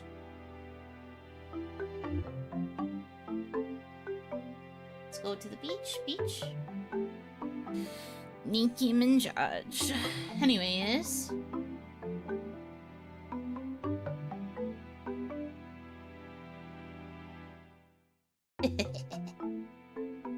You fell for my joke, hook, line, and sinker. Hey, Yuno, what kind of tree do you have? You actually asked me what kind of tree that I have? It's a Chris Pine.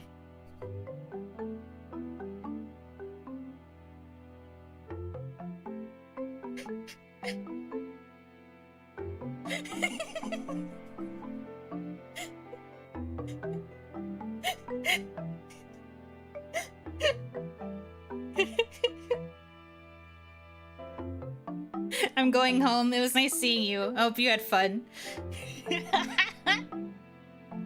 For those of you who don't get it, in the YouTube chat, somebody asked for a question that they could send to my Maros. And so I posted in chat, ask me what kind of tree I have. And someone actually sent it. So I was like, thank God. And yes, I literally did save this specific image of Chris Pine for the sake of this bit, because I'm pretty sure this is the same image of Chris Pine that the original Viner used in the Vine that I'm referencing. Brandon, ask me what kind of tree I have. Ask me what kind of tree I have. Brandon, ask me what kind of tree I have. Just ask me. Bro, just ask me. Bro, just ask me what kind of tree I have. It's a Chris Pine.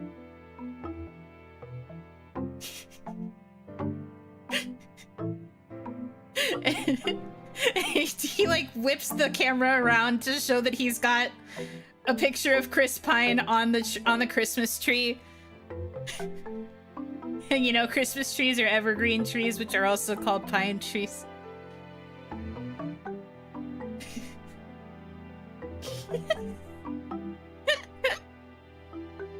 How I wish we were back at the Zero OniMon. Man, that's so fricked up. How could you do this to me?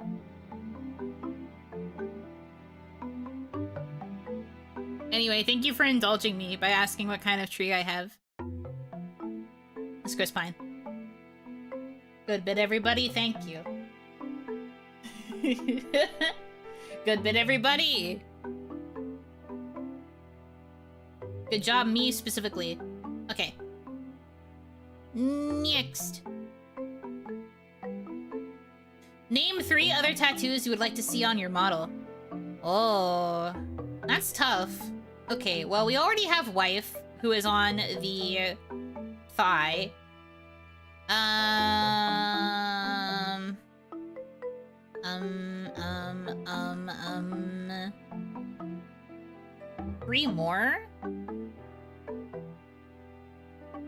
husband on the arm. See, I can't call my next tattoo husband because apparently Kaya calls her thigh tattoo husband. Crazy lore that I found out a few weeks ago. Well, okay, hold on. We have to first take a look at the Yuno in order to kind of assess where good parts would be to put tattoo.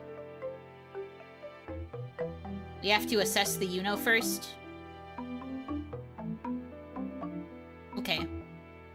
So, canonically speaking, I have mentioned that I want another tattoo, like, on the chest area. Kind of, like, along where my gold charm is. Like, I kind of want tattoos there. I wanted something like, an orchid branch, or, like, maybe something with sakura blossoms in that spot. For sure. That's, like, something I have canonically, like, actually thought about getting in terms of adding tattoos to the model.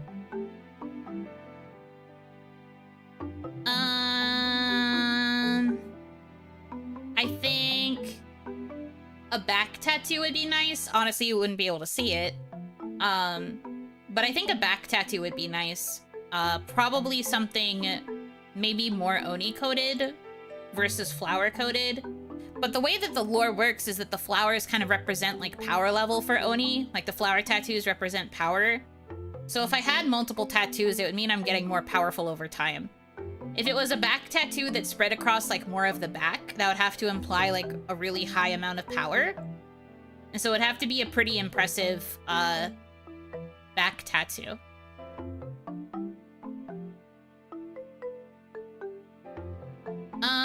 So maybe something on the back, something on the chest, and then... I kind of like the idea... Well, you wouldn't really be able to see it unless I took my arm covering off. But I kind of like the idea of something on the wrist, too. Like, maybe something on the wrist that, like, spirals up the arms. Could be kind of nice.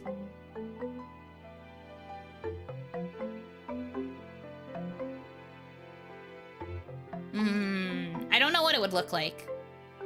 But something, like, from the wrist and, like, spiraling up would be nice. Like, up an arm. I don't know which arm. But I looked down at my right hand, so maybe something on the right hand.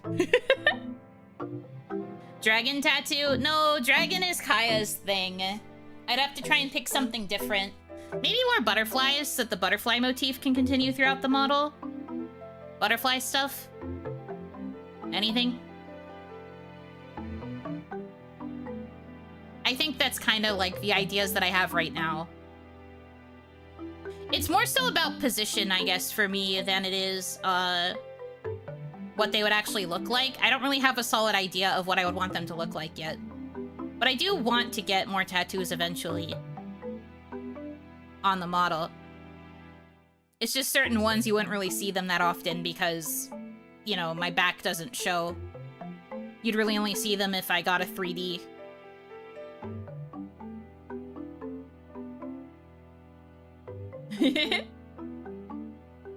Butterfly vines, right arm to balance out with wife. Yeah, maybe that's why I was looking to the right.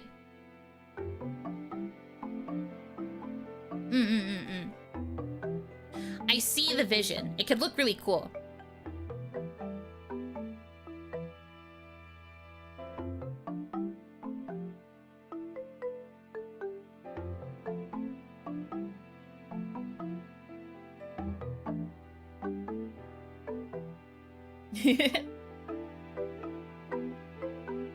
I need more tattoos. I mean, you and me both, brother.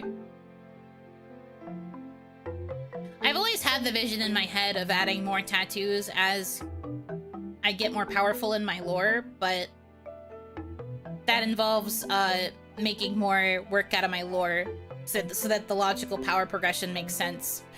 something, they're power creeping, you know, Hanaki.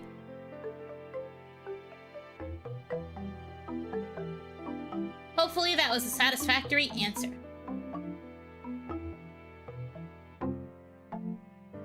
Next up. What would be the contents of a Yuno Hanaki starter pack? A Yuno Hanaki starter pack.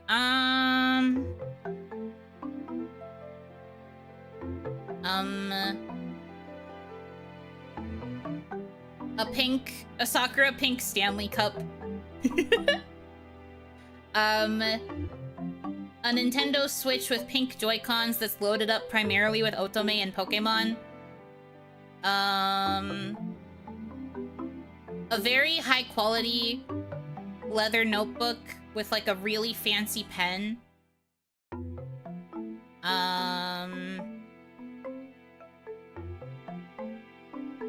Throat lozenges because of how much I fucking talk all the fucking time. And some sort of food delivery gift card that you can use to get food delivery, because I think that's also a Yuno Hanaki staple.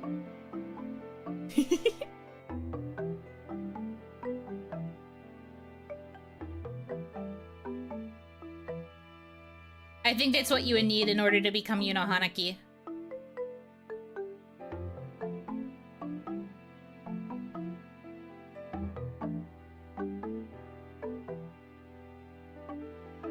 Naruhodo.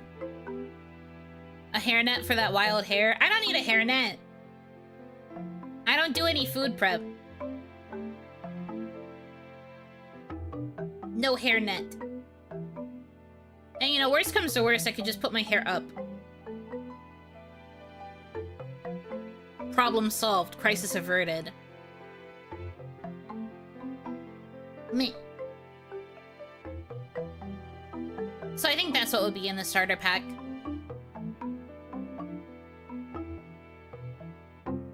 I had to really think about this one. It's kind of a hard question to answer.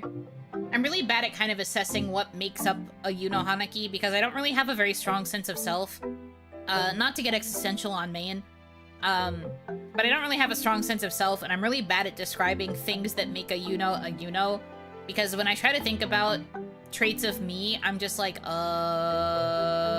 I really don't know how to answer. So, I hope that's satisfactory. I don't even know if that's close to accurate. I just did my best. Yuno Hanaki just is. Yuno Hanaki just is an experience, I guess, and can't be quantified. 2 Dakis of blue women because 2 hands. You make a good point. 2 hands for holding 2 different blue women. But I feel like that'd be too big in terms of like things you have to include in a starter pack. Okay. Next question. Yuno, that's me. Would you be interested in writing song lyrics with chat? Could be a fun little project. We might be able to make it into the next original Yuno song. So, if we were to write lyrics together, it would just basically be writing a poem together, because it's not like we have an instrumental to bounce off of. We don't have like we don't have a melody to go off of when it comes to writing the lyrics, so it would just be us writing poetry. Secondly, I don't really know how interested you guys would be in actually writing a song. Because the few times I try to get you guys involved in my writing, there isn't a lot of, well, I shouldn't say there isn't a lot of enthusiasm. I feel like that might be a little harsh. But it feels like the interest isn't really there, so I don't really know how that would even turn out in the end. If at all. It's an interesting idea, but I don't really know if it would work for my community, because I just don't know if anyone would really have ideas they'd want to actively contribute, or if it would be an idea that would like appeal to more people to even do it.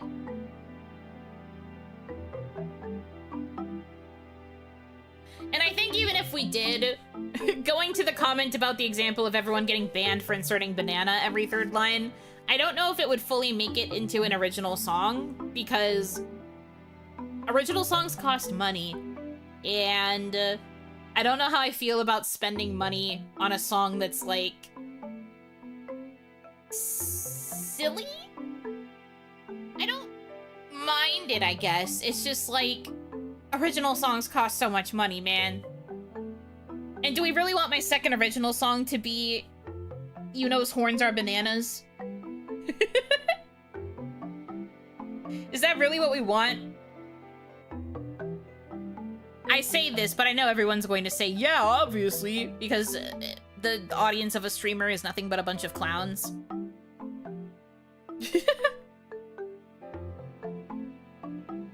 But it's just that original songs take so much money to produce. I don't really know if I could justify in my head spending all the money on that.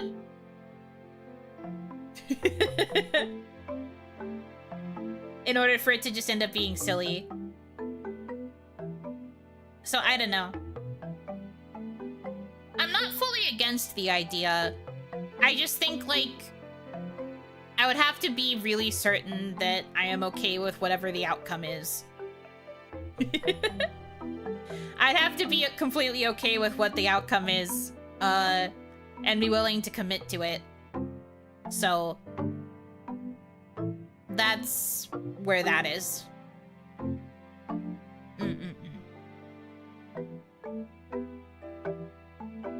But I appreciate the suggestion.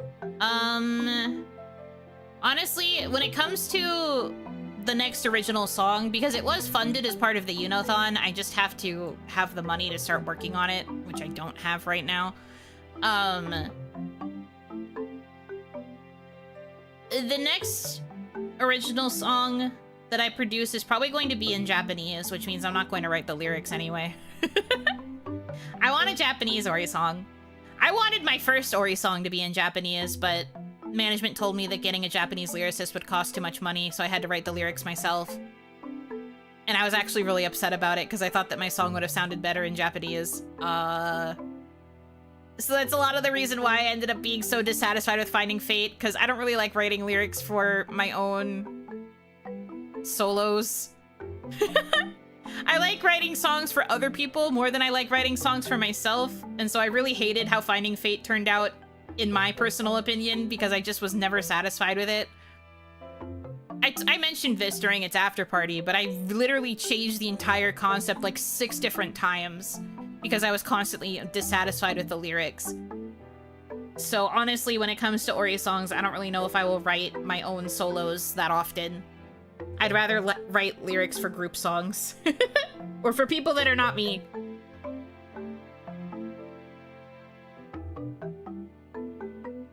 But I would really like to have a song with Japanese lyrics, I think.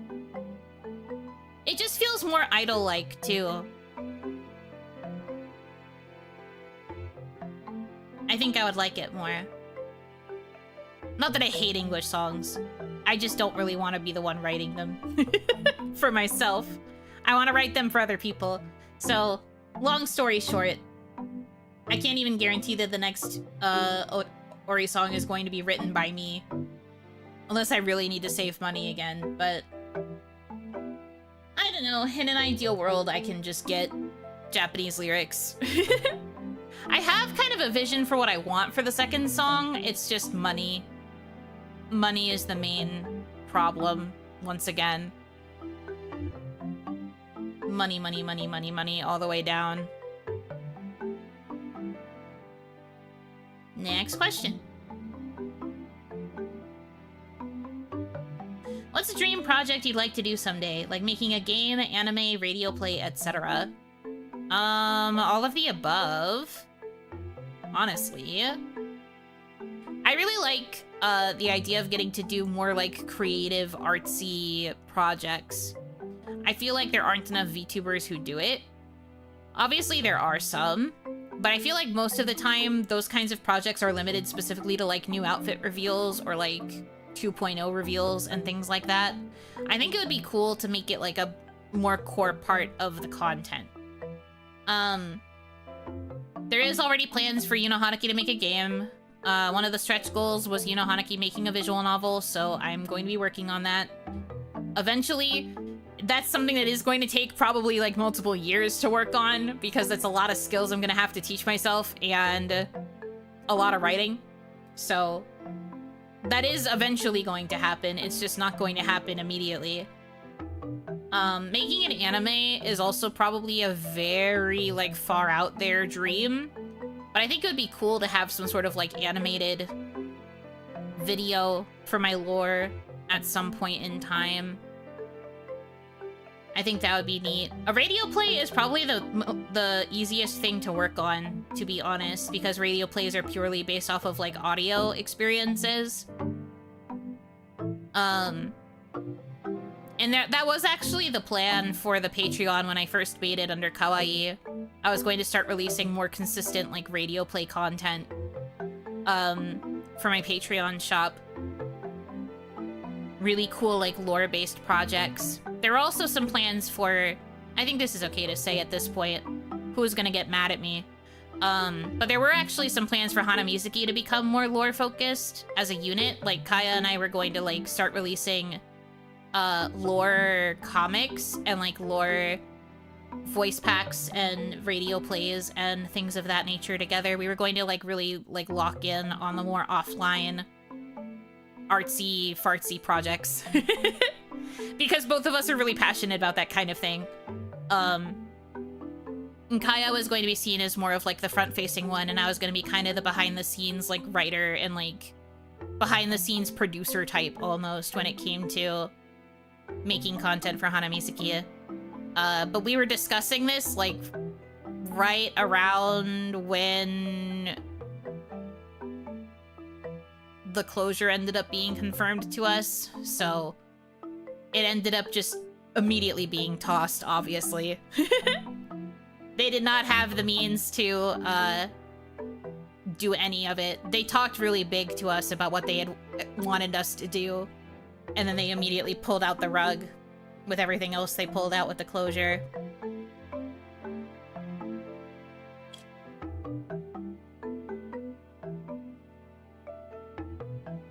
Maybe you could do writing for a radio play? Maybe. I'd have to have more samples. I have a lot of samples for voice packs that I've written for other talents, as well as for myself. I feel more confident in my voice pack writing than I used to be.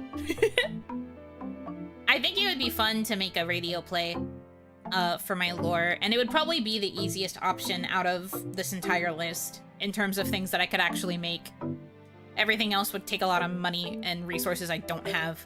But if I start with the radio play, it could maybe then get bigger, to where I could eventually start to afford the cooler, bigger projects. But no, I do want to do really, like, more elaborate, creative stuff. Because going back to my initial point, I feel like a lot of VTubers don't really capitalize on it as much. I just think it would be fun to have that be something I'm more known for, and to, like, be able to release more of it on, like, different platforms. So that is in the cards. Like, that's something I have been wanting to get back into doing. I owe the one free voice pack still, the second Big Sister one, which is, like, half written. I need to finish it. But once that free one is out, I think I'm gonna go back to trying to offer more frequent voice packs. And then maybe they'll start getting more complex in terms of, like, mixing over time to where they are radio play level. We'll see. But I do have, like, visions in my head of, like, what I want out of that side of content production. And Hitomi is also, like, starting to teach herself, or is planning to start teaching herself, different aspects of audio mixing so that she can help with, like, producing the audio. So hopefully we can get some cool projects going in the very near future. And then eventually, maybe if I get more known for making that kind of stuff, things can get even bigger from there.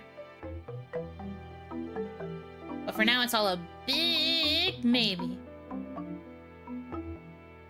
Don't let your dreams be dreams. I'd watch the fuck out of something like that. Thank you. That's very sweet.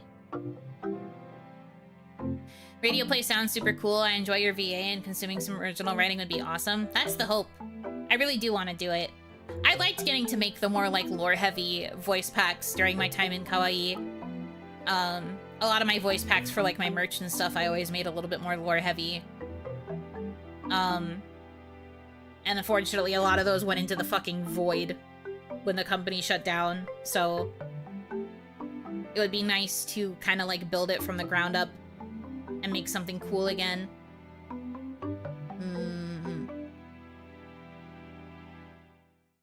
We will see. It is something I want to do, so I'm trying to make the steps in order to make it happen. Next one. If Yuno has 3 apples and Kaya takes 1 apple, while Lin gives Yuno 2 orange, how much lemons does Buno use to make grape juice?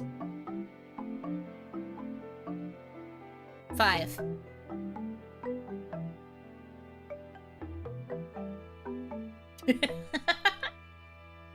Yeah, someone else said 5. Yep, see, I'm right. I'm really good at math. 5.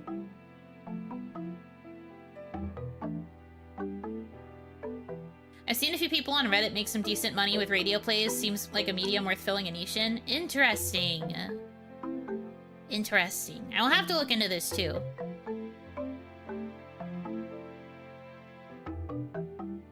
Green or purple grape juice? Probably purple grape.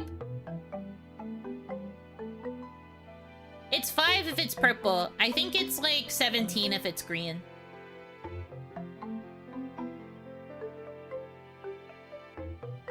We got another big question. We got a yapper upon us. I raised them to be like this.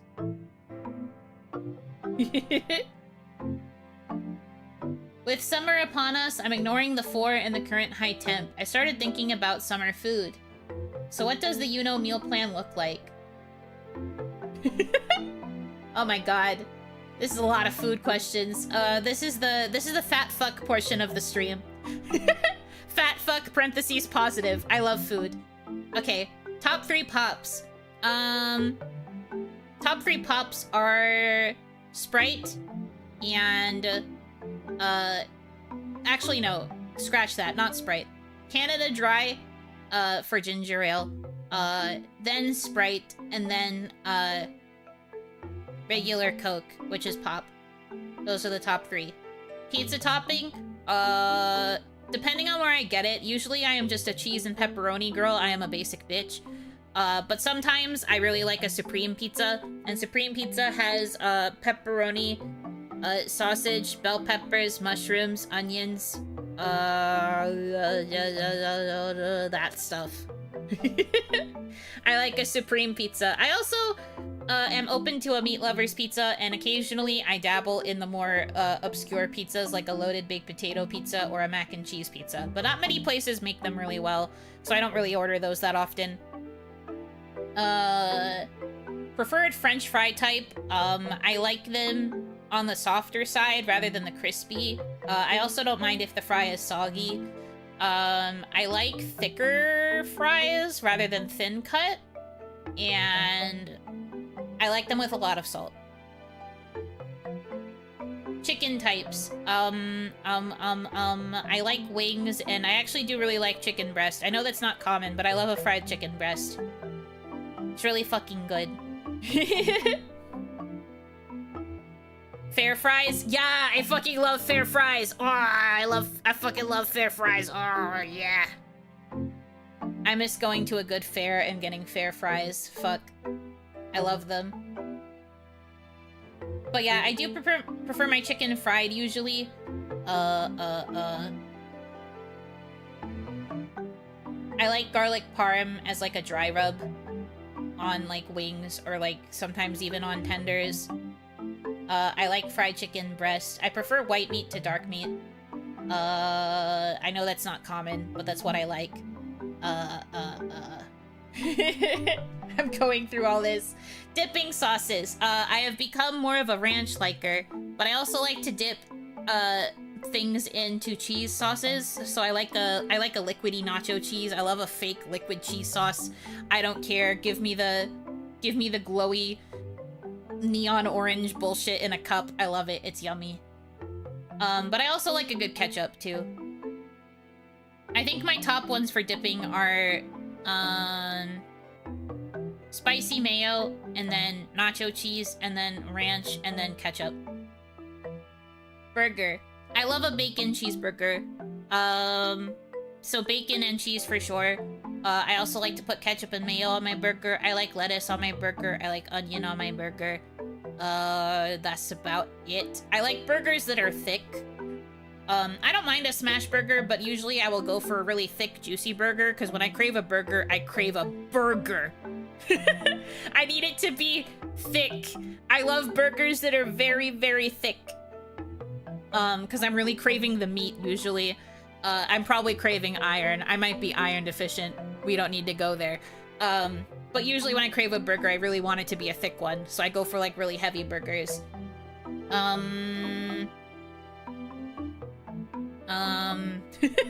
This is such a big question. I'm having a lot of fun with it, but I'm also, like, just overwhelmed because I like talking about food.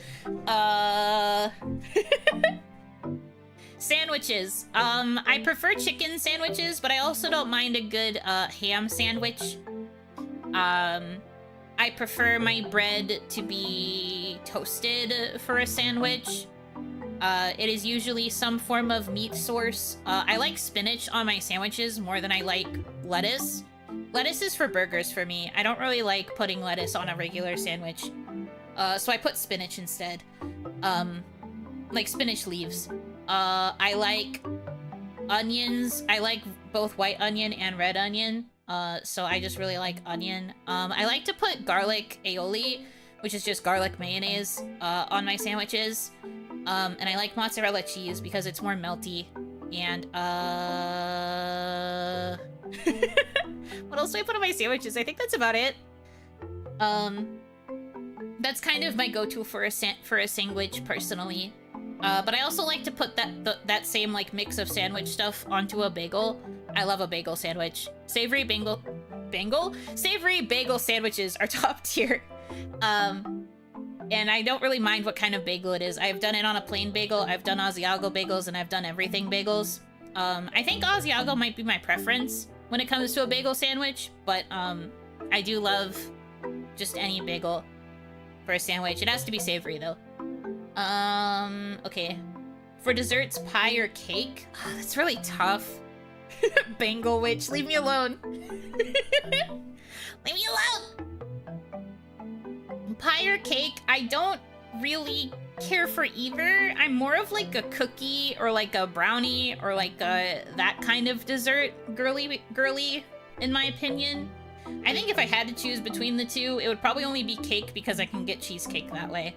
Unless you think of cheesecake as more of a pie. I feel like the argument could go either way. Generally, though, I might choose more pies than I would choose cakes. I feel like there's just something about the texture of cake that I don't really like as much. So I don't tend to go for cakes very often, unless it's an ice cream cake. Then all bets are off and I will eat whatever because it's an ice cream cake.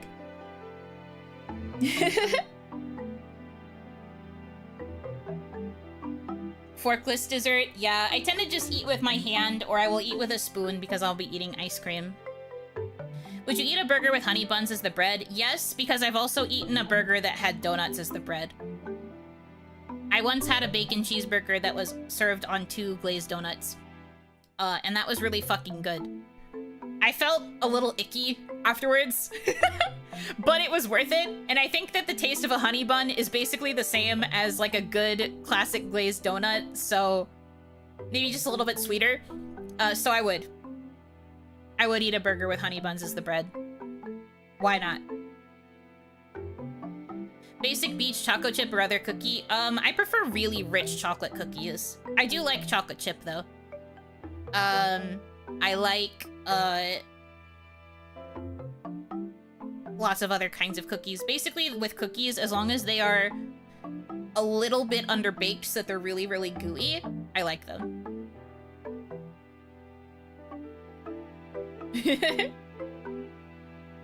The 5,000 calorie real fat fuck burger. Yes, I've had it once. It was really yummy, but I didn't feel very good afterward. I haven't had it since then. That's probably the most out there burger I've ever eaten. What do we call them? Fat fuck!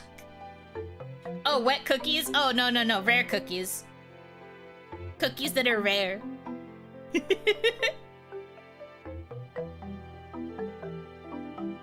Yes, I do like rare cookies. I like them to be really, really gooey. Not the rare cookies. It's real! I watched an influencer like 2 weeks ago refer to the cookies that she was eating as rare cookies. And I was like, I knew it! I knew that was a real term! Nobody believed me. I felt very vindicated. I refuse with my spirit. You're allowed to be wrong. It's okay. You can have the crispy, crunchy cookies of your dreams. I want the goop. I want the warm goo. Okay. For breakfast, favorite carbs and meats. I can answer meats right away. I like eggs during breakfast, and I like bacon. I do not like breakfast sausage. I will eat sausage type things for like lunch or dinner. I do not like the flavor of breakfast sausage. This is the hill that I will die on. I'm sorry if you like breakfast sausage. You're allowed to like it. I am more of a bacon for breakfast girly. I cannot do breakfast sausage. Don't like it. Don't like it. In terms of favorite carbs, it's probably still bagels. I think bagels are my favorite breakfast carb. I also really like to eat pancakes and waffles, and donuts. I don't really get donuts that often for breakfast anymore, though, because I've started pulling away from, sweet breakfast. I'm more of a savory breakfast person now, which I never thought would happen to me. I thought I'd always be a sweet breakfast girly. But I've started gravitating more towards savory breakfast. If I have something sugary in the morning, I feel like shit. Unless I have, like, a really strong, not sweet coffee to go with it, and I can cancel out some of the sugar. Links patties or both? I would be more tolerant of a sausage link. I do not like sausage patties. I don't like breakfast sausage, though. Like, I'll still avoid it if I can. If I can't avoid it, though, I would probably sooner choose a link.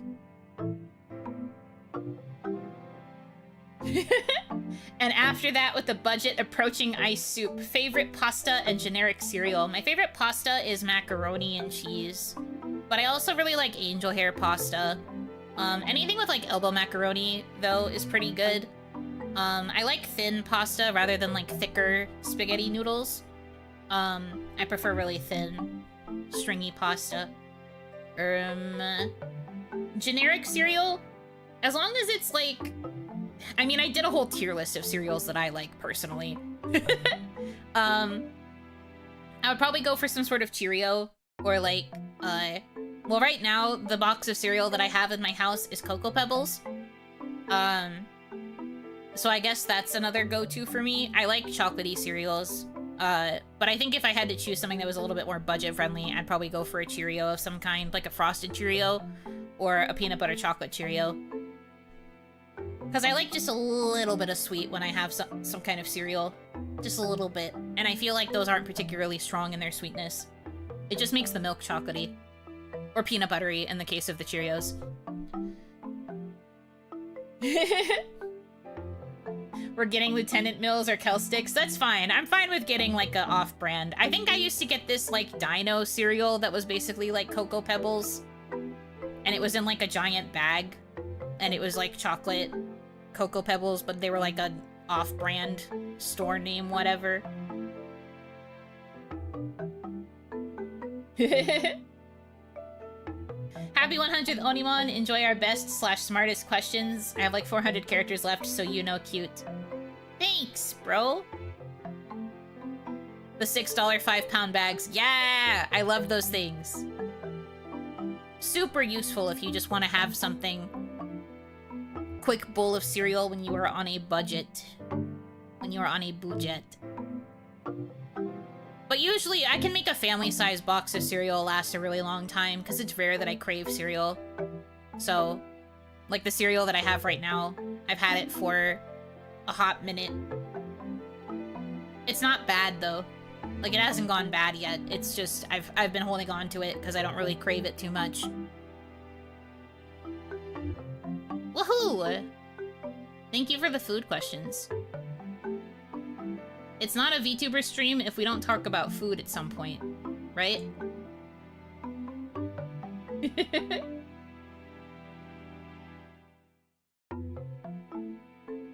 don't think you can be a VTuber and be a yapper if you don't talk about food somewhere in your stream. Okay. It's especially not a Buno stream. Now hold on. I didn't realize food was that much of my brand. I don't think I talk about it every stream. Just a lot of them.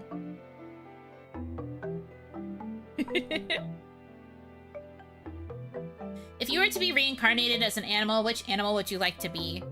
I think I would like to be a deer. I've always felt very spiritually connected to deer. Deer and foxes, but I think primarily a deer. So I think I would like to be reborn as a deer. I think that'd be pretty sick. If I had to choose a more like domesticated animal, then I would probably choose to be a spoiled house dog. I'd be a spoiled lap dog. I am not in your lap all hours of the day. You hate me and you want me die. Yip, yip, yip, yip, yip. Let me in your lap right now. That would be me. I would be the dog that a rich lady carries around in a handbag. With my dumb little, like, bandana around my head to protect my sensitive little ears. I shiver anytime you bring me out anywhere because I'm so nervous I'm gonna pee everywhere. That's me. That's my dream life, I think. That's the kind of animal I want to be. If I had to choose, like, a domesticated, like, house pet. Otherwise, like, wild animal, I would choose a deer. Yorkie energy. I did used to, like, really feel spiritually connected to Yorkies. I was so desperate to get, like, a Yorkie. I specifically wanted, like, a miniature Yorkie, like a toy one. So bad when I was younger. And Onimama was like, I'm already so hesitant by the idea of getting you a dog. The fact that you want one of the smallest dogs ever is going to stress me out. And I was like, but they're so cute. But I want one. That was what influenced my choice for getting Nintendogs. If you guys remember, they had different editions of Nintendogs that had different breeds of dogs available. I chose the Chihuahua and Friends game because that's where most of the toy breeds were, and specifically because that's where the little Yorkies were. And my first puppy that I adopted on a Nintendogs file was a Yorkie. That's my baby. I have to prepare the stroller for when she doesn't want to walk anymore. Yes, exactly. You have to have the stroller ready for me. So you like rat dogs? Yes. I love them. They're so cute. I love tiny dogs. I've always wanted to have like a terrier or like some other like small breed of dog. I want a dog that I can cuddle.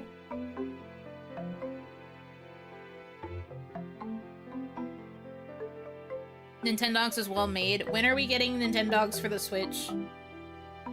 I am begging and I am pleading. Maybe this will be our year, gamers.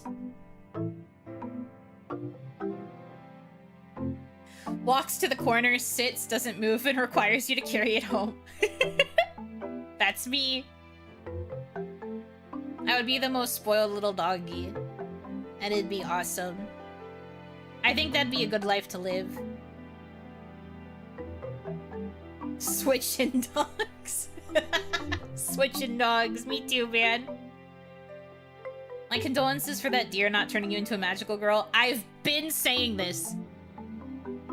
For those of you who don't know what this is referencing, when I was younger, I used to feel so spiritually connected to deer, and every time I saw one, I used to have this fantasy about a deer, like, telepathically communicating with me that I needed to go on a hero's journey, and then I was gonna follow a deer into the woods, and then I was never gonna go back to my normal life because I was gonna go be a magical girl. Or I was gonna find out that I wasn't human, and I was gonna get to go do a chosen one's journey. I read a lot of YA fantasy. So I was really wanting to just get spirited away by a creature. And there were a number of times where anytime I saw a deer outside and I made eye contact with them, I was like, this is it. This is my moment. I'm gonna be told that I have to go on an epic quest. There's gonna be a brooding emo boy that's gonna sweep me off my feet because he's gonna think that I'm so cool and smart. My brain's like racing through like 10 different steps of the narrative. before I've even gotten the chance to, like, accept the prophecy, and by then the deer has already run away from me.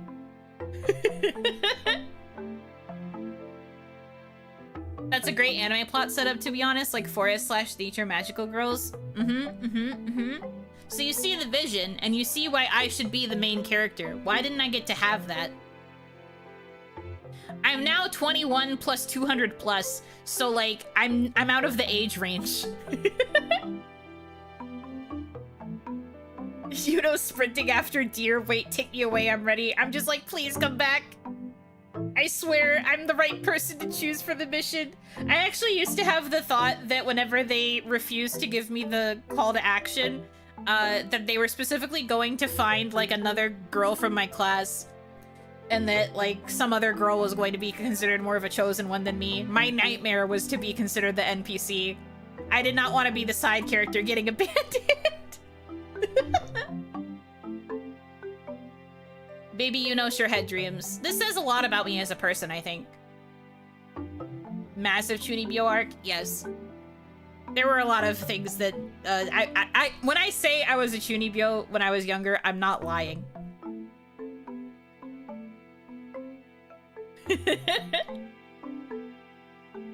If you keep them from running at my cart at full speed, more power to you. I will do my best. I will protect the deer if I can. Okay. That was a long tangent. Next one.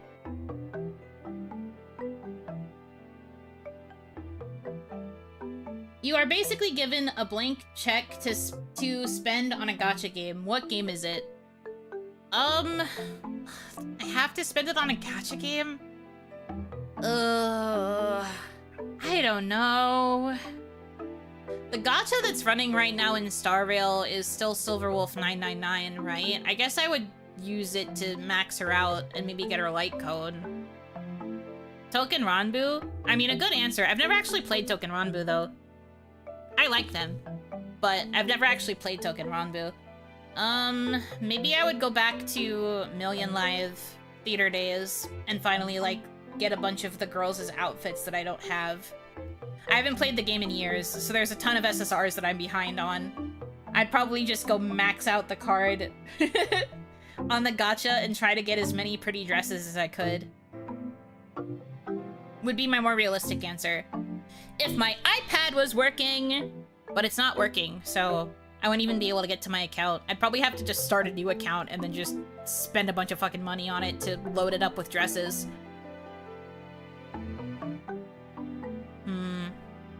It's probably the only real answer. Because I don't play any other... I don't play any other gachas, really. So...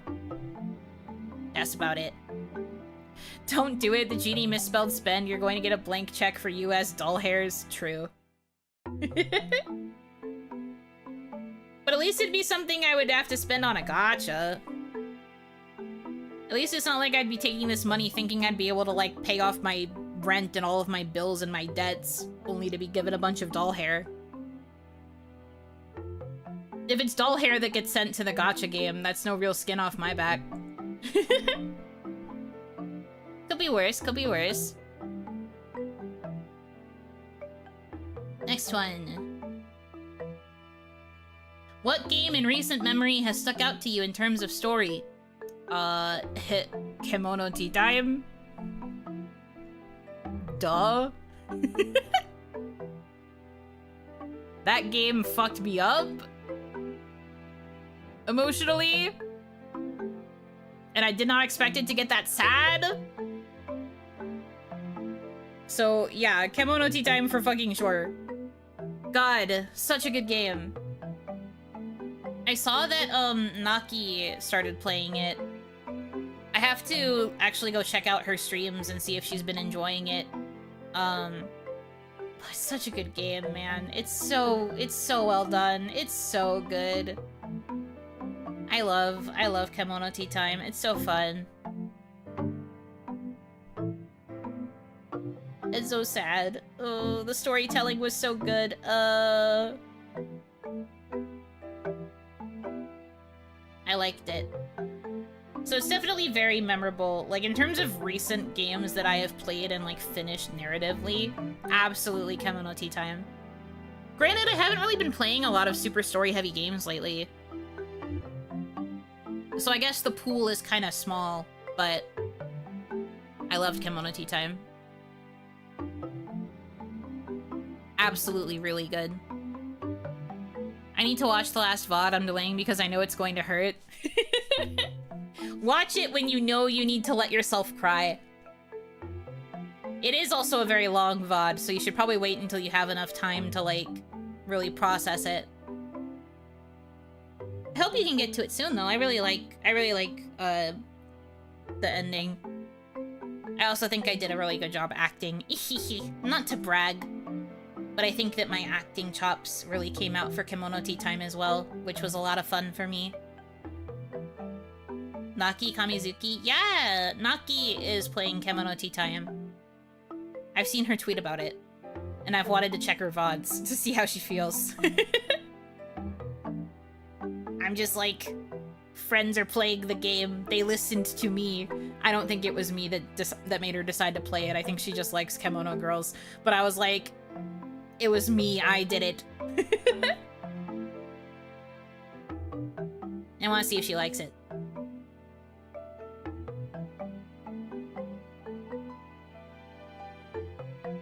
I didn't know you knew Naki. Yeah, we are mutuals. We haven't spoken too much, but we are Twitter mutuals.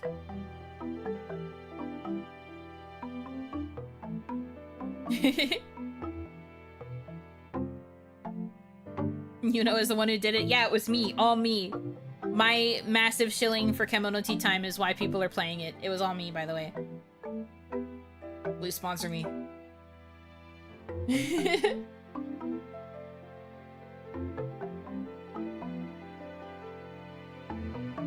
Happy 100 OniMon, thank you! What kind of outfit would you choose to wear on a red carpet like the Met Gala?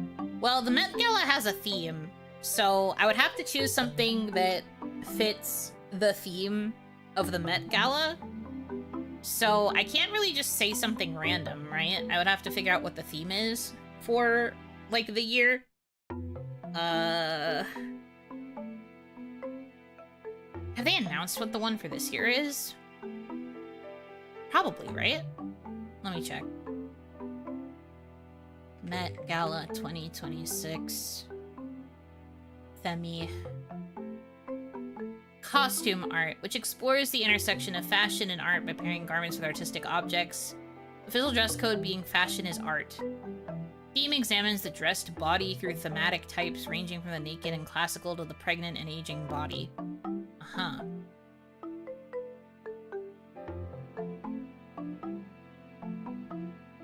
Yeah, so it's like art, like body as art. Huh.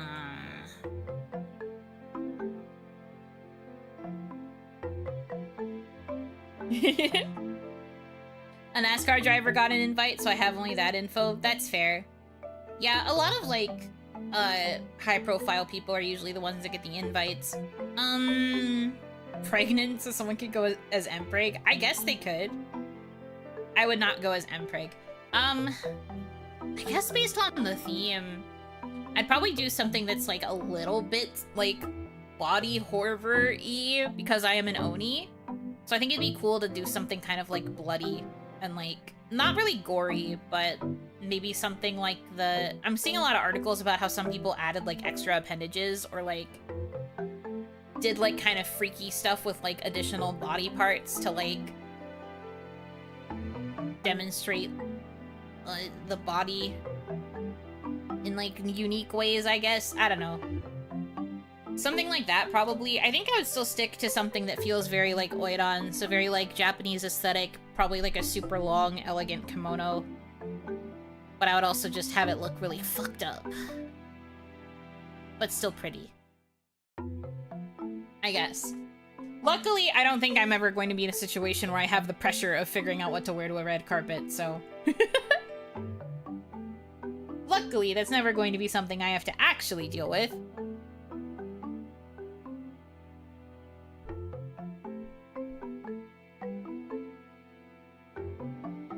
have to do this again.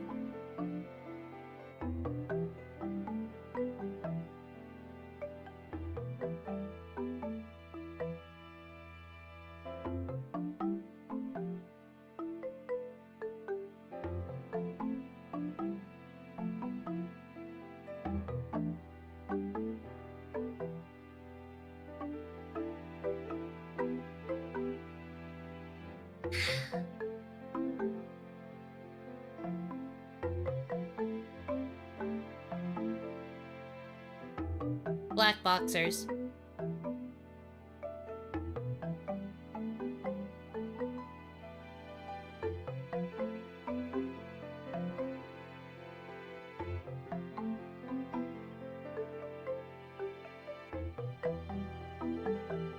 Hello, Buno. Celebration emoji. Happy 100th OniMon. Celebration emoji. Here is my question. What do you think is the most outstanding trait that has grown developed? I assume you mean, like, something that I've developed over time? I don't really know how I would answer this otherwise. I'm just like, evolutionarily speaking. But I guess if you're asking about me and, like, what I have developed, going back to my existential inability to comprehend myself as a concept, I don't really know how to answer this.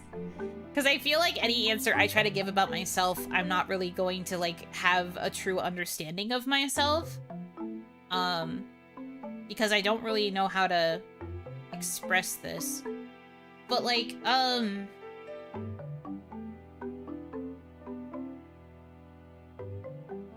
think overall I've gotten better at being less shy about saying what I think and feel on stream. I think for a time, like when I started, I was kind of insecure about fully expressing myself. And I think I felt like I needed to keep my words more like clipped and like set in a very specific way, and I didn't really want to like deviate from the image I was trying to maintain and that stuff. And I think now I'm still following the image I want to maintain, but I'm like less... Saying less filtered is wrong. I think it's more I'm able to talk off the cuff in a way that is slightly more confident than I used to be. I think if we do manage to get to watching the first OniMon, I think we will see that there was a very obvious, awkward beginning, even in OniMon, where I was really struggling to, like, fill air, and I didn't really know what I could and couldn't say. So a lot of time, I was more so reactive than I was actively steering the stream.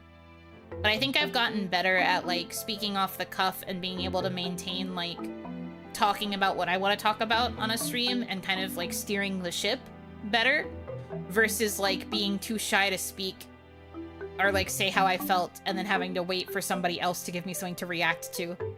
I think that there's definitely an issue of some content creators and streamers, and I can say this because I used to be this, where you just kind of wait for chat to say something and then you kind of make your response be about responding to chat, and it's not really you steering it. I think I've gotten a bit better at that, though. Like, I think I'm able to fill more time without being concerned about what people are saying in chat right away. I'm able to talk about what I want to talk about, and then I answer chat after. And I think that that's a skill that I really needed to have. I think that's an important skill to have, as content creator. And I think that I had really lacked that, and I've gotten better.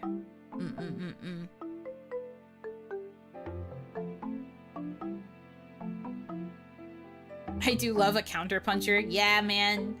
My counterpunching has also gotten better. Learning to steer the conversation without necessarily needing chat input. Yeah, I think for a long time,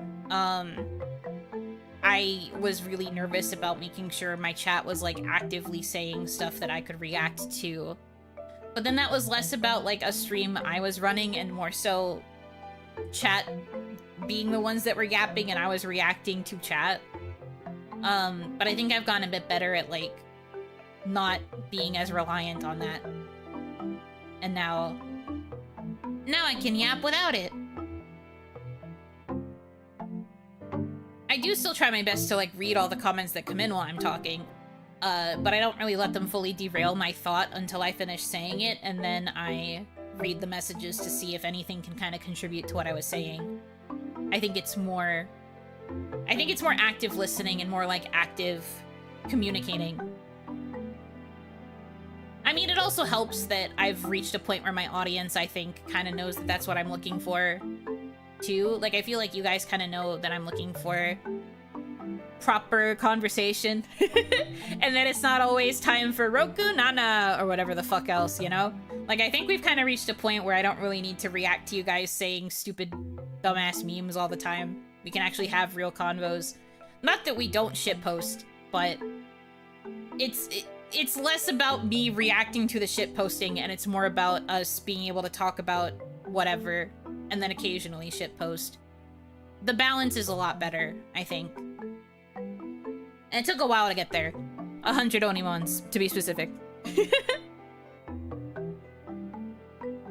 Streamer!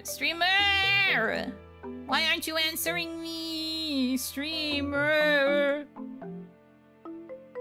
So true.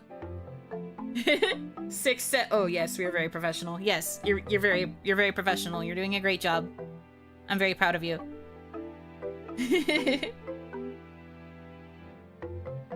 Streamer, your Maro choices are suboptimal.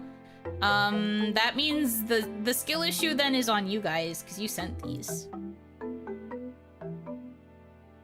I cannot control them. I just downloaded them when they came into my inbox.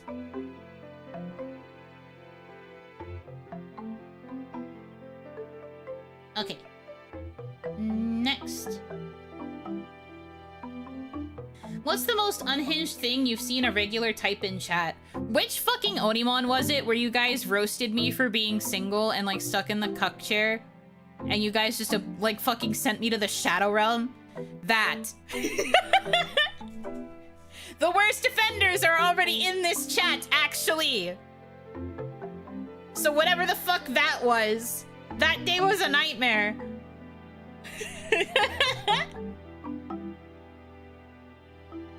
I don't remember which OniMon that was. I should have said that in terms of memorable OniMons too, though, because God, that was brutal.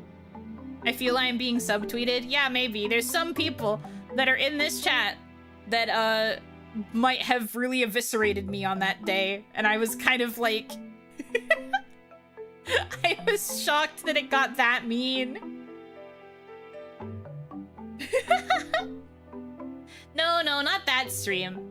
Honestly, I don't want to say anything about specific individuals. The stream you're thinking of, though, was when I was playing Unite, and that was a little unhinged, but that's just because I didn't understand what the hell was going on. The thing I'm thinking about, though, is there was an OniMon where I mentioned something about being single, something about my romantic life, and there were a few people who really roasted me to oblivion about how single I was going to be, and they, like, ran me to filth. And I got fucking eviscerated. I can't even remember what the comments were anymore. There was actually a point where I kind of wondered if it was going too far, but I was still laughing. I just couldn't tell if I was laughing because I did think it was funny or if it was a nervous response. I was like, stop, I'm already dead. You don't have to push it harder. It was pretty crazy. I think that's probably the most unhinged that it got. I can't even remember what the specific comment was anymore, but, like, it was pretty intense, and I was like, whoa, okay. Alright, damn, tell me how you really feel. There are some really good ones in member streams, like the golf ones. Oh, yes, true. Sometimes we do get really sassy when we do members golf. When we jolf, it gets a little crazy. Time to rewatch every OniMon. It was a more recent one. I want to say it was somewhere in the 80s or 90s. I just can't remember which one specifically it was. But it killed me. I even had to tell Hitomi about it afterwards because I was just like, Jesus Christ, they tried to kill me.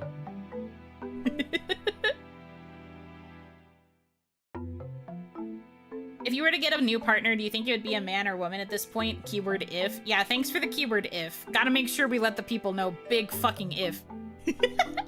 I'm kidding, I'm kidding. At this point in time, I feel like most of my social circle is girls. So I guess it would end up being a girl. But I don't know. That's not really something I can easily predict. But in terms of my social circle, most of the people that I am friends with currently are women. So if it was somebody that I was friends with, that would mean it would more likely be a woman. But I'm not actively looking in the direction of any women or any men or any people in between. I'm not really looking. I'm not really looking, so it's not really something that matters to me, because there is also a chance it could be a guy. There's also a chance it could be someone who doesn't identify as either. Gender's never really been something that has been a deciding factor for who I date. It's more about the vibes of the person. But since I'm not actively looking right now, I can't really say one way or the other. Purely based on social circle, though, it would probably be a girl. Potential limbo in shambles. Man, if only. If I ever get... Listen, okay, listen. The only time I'm ever going to say that I'm in a relationship is if I ever somehow get a custom video of Limbo Fitzgerald, CV Ken, saying that he loves me. That's the only time. That's my ideal partner. Also, any sort of audio recording of Eguchi Takuya saying anything in relation to me, that would probably also be the only time. Other than that, it's not happening. I think you would actually literally explode. I would. That's the thing, yeah. The maximum Delulu will be shared. Guys, it's being said to me. This is being said at me specifically. Guys. I don't think it would ever happen, though. A girl can dream. But I don't think it would ever happen, though.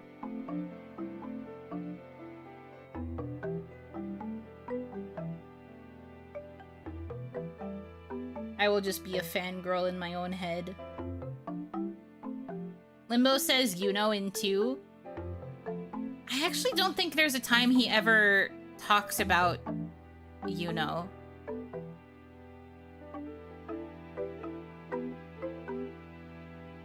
I'm pretty sure Yuno doesn't come up in his route. Limbo's route, I mean. I don't think he ever says his name. I know, devastating. Devastating. And there was even like a supplemental audio file that came out recently because they were doing this like ad campaign for the Bustophilos event happening in July in Japan. And they were releasing these old like drama CD tracks that they used to promote Bustophilos and Bustophilos 2. And one of the ones for Bustophilos 2, it's Scarecrow watching one of Yuno's streams. You know the character, Yuno Yakoka. He's watching a Yuno stream, and I was literally sitting there like, is this the time? Am I finally going to hear Limbo say Yuno? And he's just like, oh, are you watching that streamer? And I'm just like, say his name! Fuck! My Yumijo delusions! Fuck. I was so mad. I was like, this is finally my moment, and then it was not my moment. Awari. They're literally trolling you. I have to wonder.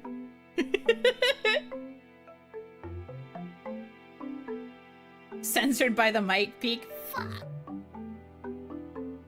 Yeah, fuck. That was me, for real. Anyway.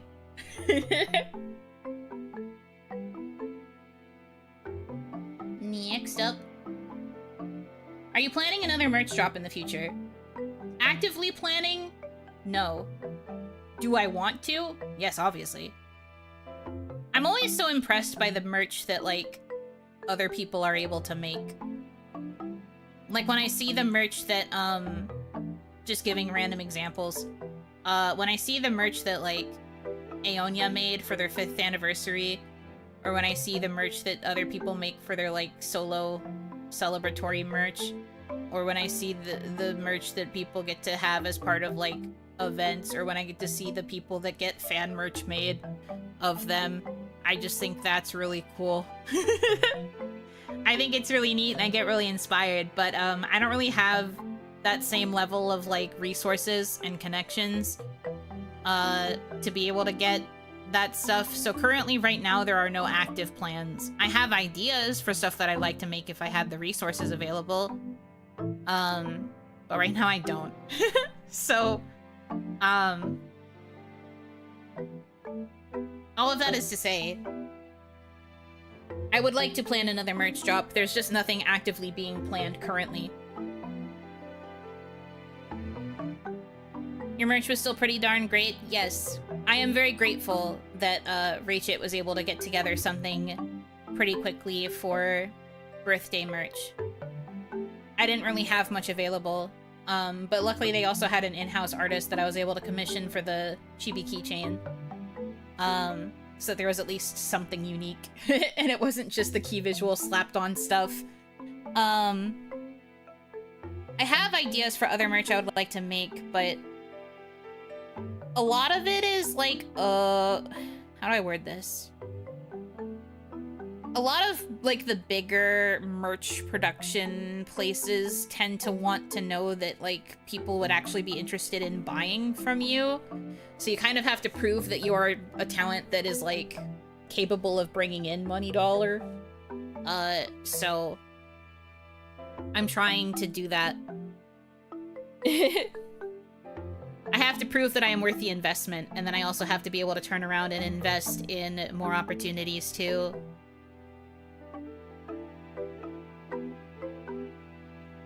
I'm really trying to prove that I am worth that sort of investment and that sort of, like, opportunity. But I will try to produce more merch when I am able. I just need the money. I'm sorry that a lot of these answers come back to money, but it feels like a lot of the time I'm not gonna get to do stuff unless I shell out the money dollars to do it myself. Such is the economy, you know? So that's kind of where we're at for a lot of these things. A lot of the stuff I want to do needs money, and that is just sadly the reality. I'm barely making enough month to month to be able to pay for my rent and my bills, which is honestly what all I should really care about. A lot of the money that's left over just goes into me buying food to survive. Because your girl also needs to eat. Even if I only eat 1 meal a day. Which is partially because I'm trying to save money and I have, like, resource, like, anxiety. We don't need to unpack all that here. But, you know, buying art that you can use commercially costs a lot of money. And I haven't really had the means to get too much art that I can use commercially. But as soon as I'm able to, I will hopefully be able to turn around and produce more merch in the future. I did get mine. Did I post the pic? I don't think you did. I've been retweeting all of the ones that I've seen get posted to my tag on Twitter. And I don't think you posted yours, but I could also be wrong. That said, it makes me happy seeing you guys post the pics of the merch. I'm glad you guys finally have a little piece of Orpal. I have Orpal sitting in front of my stream deck right now. So she's right nearby when I'm pressing my buttons and I'm beeping and booping around. I get to look down at her whenever I'm working on stuff too, and it makes me feel motivated. Sometimes when it's really hard to make content, I get to look at the acrylic standee of Orpal, and it makes me feel like everything's a little okay. I do feel overall more motivated to make content because I just think that the new Yuno is so fucking pretty. not to be so egotistical about myself, but like, I feel so at home as Yuno with this design, and you know, Sumeragi Kohaku's art makes a big influence on that too. It really does make such a difference when it comes to me being willing to like make and do a lot of content. Because when I was still green, I was doing my best to like make stuff and fulfill all my obligations, but I could tell that it was kind of bothering me, and I didn't really feel like green suited me anymore. But I have not had that moment with purple for even a second. Every time I look at her, I'm just overwhelmed by how pretty she is, and I just get really happy.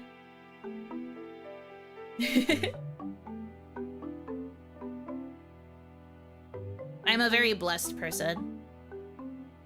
And the reason I'm blessed is because you guys were kind enough to help me fund 2.0. So like, you know, I've already asked for so much from you guys, and the idea of asking for more makes me feel so icky. So I'm really trying to fulfill more of my goals, so that way we can work towards bigger and better things again. I'm working hard. But I'm really glad that Purple came out so well. She makes me really happy. And having that motivation is good. Anyway, Gucky shit over.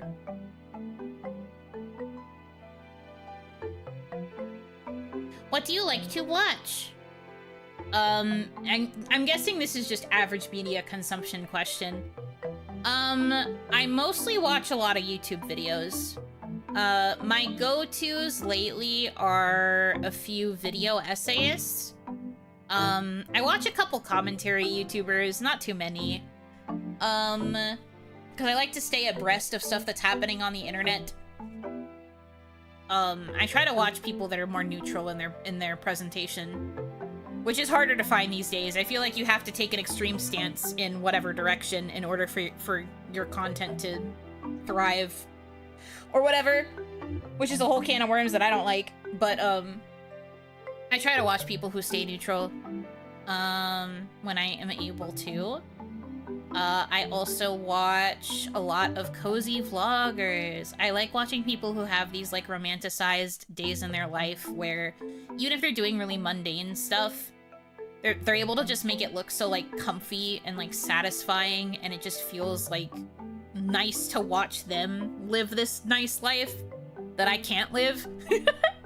So I'm just like, huh, I get to yearn for the days where I can romanticize even the like basic elements of getting out of bed and making breakfast and getting some work done. Like, I don't really do that for myself, or like I don't feel like I can do that for myself. I don't think my life is really worth romanticizing, but I don't know, those just bring me a lot of comfort, and I can kind of turn my brain off and just kind of like project onto whatever I'm watching and be like, God, I wish that were me.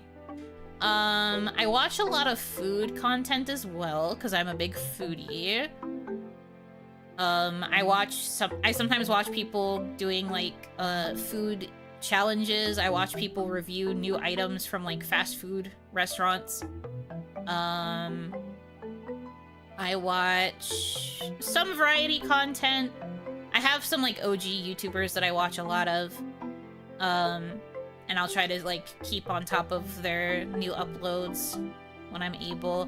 Don't really watch a lot of streams. I have like a handful of streamers that I try to watch if I see them live, but I don't really watch too many streams, at least not normally during the day. I feel like most of the time I watch streams is at night. I will be watching more streams. I also think most of the people that I follow stream at night. Usually during like mornings or like daytime, I will be watching like long form content, like long form video essays. I have a very long backlog. Like my watch later, I think has over 80 videos that are all like at least an hour or more longer. So I have a really big backlog of shit that I've been meaning to watch. And I just haven't really been in the mood to watch it. I kind of just like pick and choose based on what's in there to try and get through the backlog. I watch a few video podcasts. I watch a few I already mentioned video essayists, but I watched like really long form video essayists. Like the ones who make the super like 2+ hour long deep dives. I watch those a lot. I don't really watch shows. I try to watch more anime. One of my goals was to watch more anime this year, and I feel like I have been watching more. But anime also is something that if I'm not watching a series by myself, I'm watching it with Hitomi, and then that means I have to kind of sync it up with Hitomi's schedule, and we kind of fall behind pretty easily because we just have so much we want to do when we hang out that certain things fall to the wayside. One of those main things is watching anime, because anime is very much like a watch and quietly react experience. So I haven't been watching as much anime as I would like to, but I do like watching anime. I have a handful that I was watching this season that we need to catch up on because we stopped watching them after the first episodes. Frick. But I do feel like I've been watching more overall. And I do kind of want to try and make more time to myself to watch, like, movies. A couple weeks ago, I watched Cosmic Princess Kaguya just completely by myself. I literally turned off all my socials so I wouldn't be distracted by posting on like Discord or like anything happening on my social media. Turned everything off so I could just watch the movie, made popcorn, had fresh baked rare cookies, rare chocolate chip cookies, and I just sat with my cookies and my popcorn and I watched a movie, and it was really nice. And I feel like I need to do that for myself more because it allows my brain to like think critically about what I am watching and just like be absorbed in something. I think part of why I've been wanting to do that more is because I want to start thinking more analytically again. I think a lot of times when I watch something with a friend, or if I'm watching something in like a watch along with you guys, it's not that I'm not thinking critically while I watch, but I think less critically, because sometimes I care more about like filling the space of being like, yap, yap, yap, yap, haha, funny bit, let's make fun of what's happening on screen, let's be locked in, blah, blah, blah, blah, you know? And then even if I'm just watching something offline with Hitomi, I feel like we just kind of focus more on like, I don't know. We kind of banter a bit more, and I think it's less about like enjoying the thing that I'm watching. And then also, even if I were to be like, let's be more quiet while we watch, I feel like there's not really a point in watching it with someone else then. Because if we're sitting in a voice call, it's kind of silly to just sit in a voice call and not speak while you're watching something. So I'd rather just do stuff that's more actively like with her because I want to spend time with her. She's my bestie. So I think when I really locked in to watch Cosmic Princess Kaguya, I felt a lot better, and I felt like I was able to think a lot more and like really process it a lot more because I was allowing myself to do that like critical thinking and to just like sit and watch it, and like I didn't feel that urge to like over commentate on it. It was truly just like Yuno Hanaki quiet time, and it was nice. I don't really do that for myself anymore. And I think I want to try and make more of a habit out of that. So the whole reason I'm saying all this is because I do want to start watching more movies again. Or like finding something where I can just have like a cozy like watch session, even if it's like binging a whole show by myself or like watching another movie or whatever. I want to find like time to think critically about the stuff that I watch, because then I wrote up my thoughts on Kaguya and I posted it on Patreon. I also sent those thoughts to Nano, and that made Nano happy because Nano loves Cosmic Princess Kaguya. And it was really fun to yap about it a little bit with her. But afterwards, like it was a way to like talk about it afterwards after I had like fully processed my thoughts and gotten a chance to like write them down and really think about how I felt.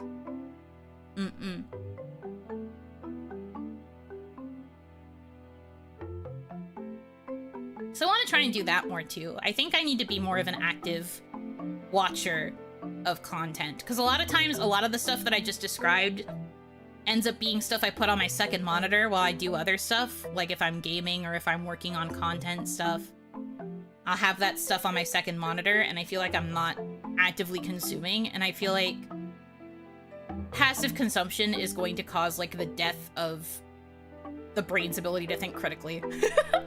In my opinion. So I want to start watching stuff more actively so that I can have those sorts of thoughts, and I think that means getting rid of all the distractions. So that's the kind of stuff I like to watch. If you're wondering about the kind of stuff I watch essays on, I like watching essays on old kids shows. I like watching video essays on... There's this one creator I've been watching who talks a lot about, like, celebrity drama, and I've never really once cared about celebrity drama, but she makes it really informative and interesting, so I like that. I watch, like, long-form book reviews, long-form, like, series, like, show reviews. I love watching reviewers. Let me go back to the cozy vloggers. I like the cozy trip vlogs. I like the cozy mundane day in the life romanticization vibes. I watch people play Pokemon and get like really like deep thinky about Pokemon because I love Pokemon. I watch like food tours. That kind of thing. Those are like the core like base content. I watch a lot of nostalgia content, I suppose. I don't really consider myself to be an overly nostalgic person. I just think it's interesting to see people analyze stuff that they were passionate about from their past. I find that fun.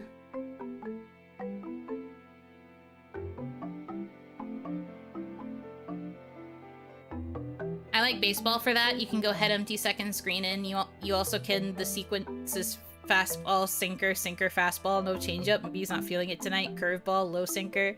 I like it. Yeah. I can see that being fun. Ironically, one of the cozy vloggers I like to watch mentions that she's like super into baseball, and so she has like baseball podcasts playing in the background while she's doing chores around her apartment.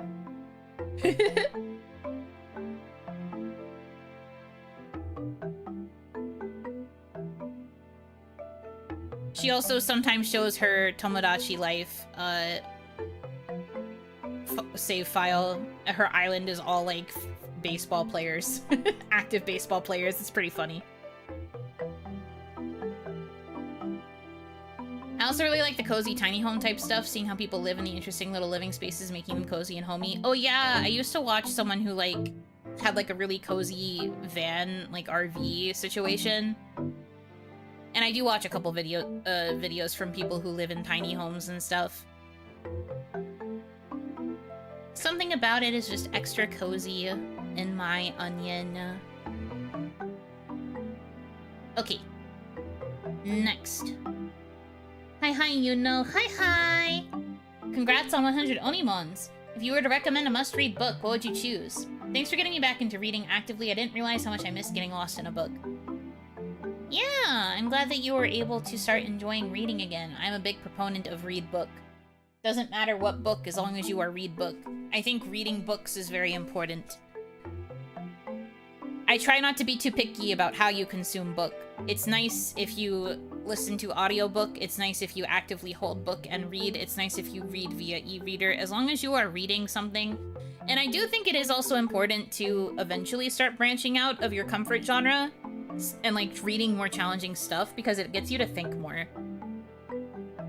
I'm of the belief that it is important to just kind of read whatever you can as long as you are reading, but I also think it is important to start challenging yourself to read more difficult books when you feel ready to, because it'll really encourage you to start thinking a lot more.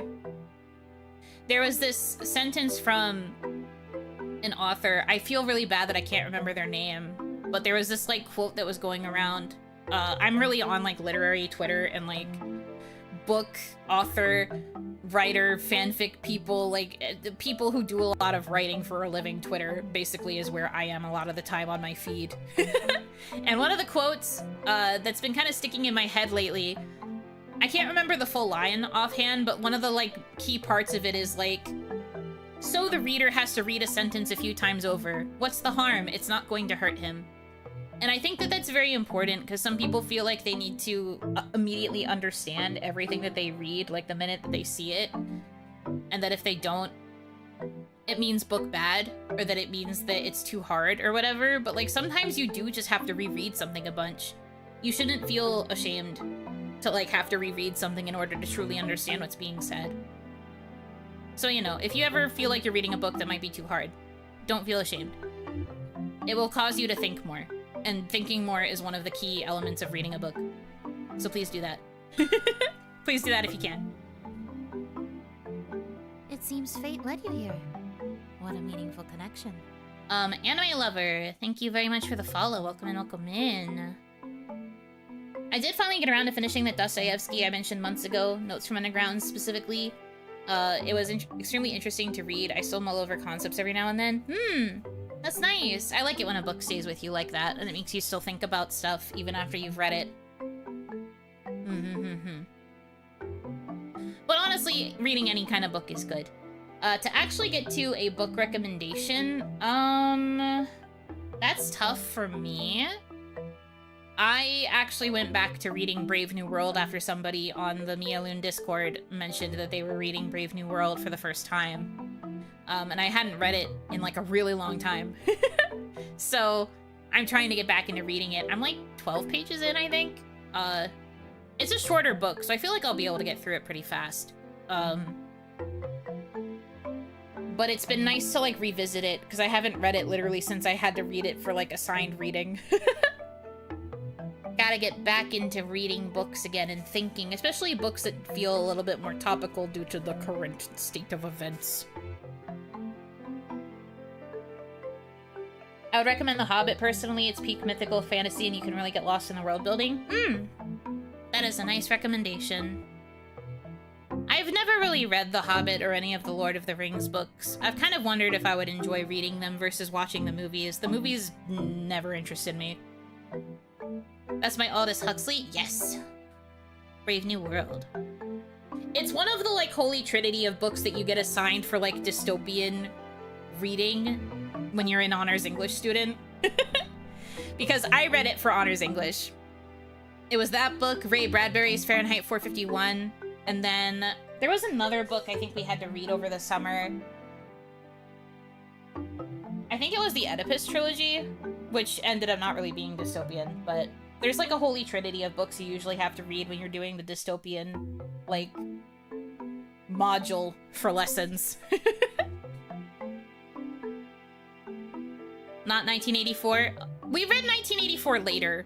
It wasn't part of the trinity we had to read over the summer, though. I believe we had to read 1984 as, like, the first book when we started classes. You ever go back to read a series you liked as a kid? I kind of want to go back and read The Secrets of Druin. I think that that's a really important thing to try and do, if you can. It's fun to go back and read childhood favorites. I have a series I've been meaning to go back and read because I loved it.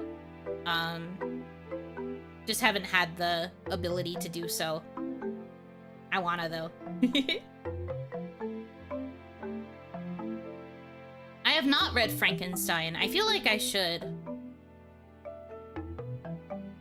I reread Warrior Cats a lot. Hell yeah. Most people I know really like Warrior Cats. I never read it. I also would like to read Animorphs. I kind of avoided Animorphs because I found the covers to look a little silly, but I've heard a lot of things about how actually good the writing in Animorphs is. And how it's like really dark for kids reading, middle grade. Would be really fun to try and read through it.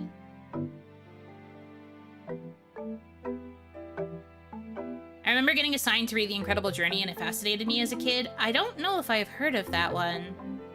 I know I was really fascinated by The Giver. We had to read The Giver for one class. The child series I recently read for the first time that now I really, really love is A Series of Unfortunate Events. Oh yeah, classic. Love a good lemony sticket. There's so many VTubers that apparently were big members of the Warrior Cats online community. I think that's just the right age range, yeah. I think a lot of VTubers were just in the right age range for it. I didn't have any interest. My childhood best friend / first romantic partner, she really liked Warrior Cats. loved warrior cats, and I was just like, I don't really know what that's about, but sure, love that for you. About 2 dogs and a cat traveling to get back to their owner, having to survive in the wild along the way. Oh, isn't that like Homeward Bound, the movie? Was it based off of that? Or was there a separate movie that was also the same premise?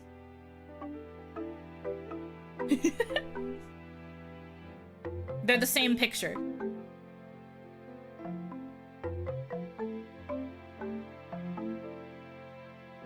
A book series that I really liked when I was a kid was the Boxcar Children. And I can say this because I found my copy of the first book recently. I stole it from my elementary school library because I loved the book so much. I literally stole it. It still has the library, like, checkout card in it. And I stole it. It's mine. I have it now. I loved Boxcar Children. I specifically loved the first book where they're actively living in the boxcar and they're like hiding in there. Homeward Bound: The Incredible Journey. Oh! Yeah! It is the same thing. I'm a fucking genius, dude. But yeah, the copy of the first Boxcar Children book I stole. But I specifically love that first book where they're like roughing it in the woods and they're like surviving as siblings inside this literal boxcar, and they're like stealing, or not really stealing, but they're like getting their hands on food and bringing it back to like feed, and they're like trying to feed each other and like ration it out, and it's like, I don't know, I liked that aspect of it more. And then the rest of the book series was about them getting adopted by a rich family, and they just keep their boxcar as their like hangout spot, and then most of the rest of the books are them solving mysteries, which is fun. I don't think it's not fun, but I liked the survival first book more. I liked that vibe way more than the vibe of them getting adopted by the rich family. That was less my thing, but it's okay. The other book in the Boxcar Children series that I really liked was the one where that involved the ice cream shop. That was the other one I checked out the most, because it had that picture of like the youngest son with like all of those scoops of ice cream. Yeah.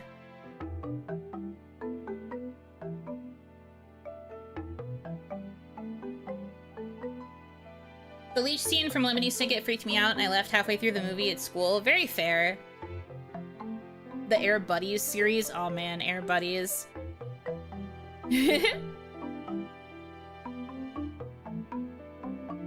I also took the Indian in the Cupboard books from my elementary library. Oh. Magic Tree House was also good. I didn't read Magic Tree House much. I think I might have read like the first book. But that one wasn't one that stuck with me. Anyway. Getting lost in books is good. Revisiting books that you liked in childhood can also be good and fun. Especially if you want like an easier way to get back into reading again. It helps to read stuff you used to like as a kid. Yuno yearns for the deer to lead her to their secret boxcar fort. How did you know? I did literally fantasize a lot about running away from home and getting to live in a boxcar. That was a desire that I had. Do you like anime? Yes! Yes, I do. I do be an anime liker. Anyway, to answer the specific question about a book rec, if you want something non-fiction, I cannot recommend I Am Glad My Mom Died enough. I also like the book Rental Person Who Does Nothing. That's a fun biography about a guy who literally, like, rents out his time to people to, like, spend time, with them during situations where they want company, but they don't really want someone to necessarily talk to. I found it really fascinating. It's a bit dry in the writing, but, I think that's kind of the point. He tries to keep it very impersonal, because he doesn't really want to have, like, his personal life fully tied to what he does for his career. He just wants to be a guy that you can hang out with in order to do stuff. And And I did find it interesting to read. So those two for nonfiction. If you want fiction, I always recommend, this was the book that inspired me to want to write, is More Than This by Patrick Ness. I also really like A Monster Calls by Patrick Ness. There's also a movie for A Monster Calls. These are the two books are not related. They are, one is for like kids. It's like kind of middle grade, but it's like aimed more so at kids. A Monster Calls, I mean, and then More Than This is YA. It's also sci-fi, surprisingly. You know, Hanaki recommending a sci-fi book? Crazy. But I really liked More Than This. It was literally the thing that inspired me to go get a creative writing degree. So that's always my go-to pick for fiction. I think it's a pretty good read. I find it to be very fun. It's like post-apocalyptic and kind of dystopian at the same time. It's a good vibe.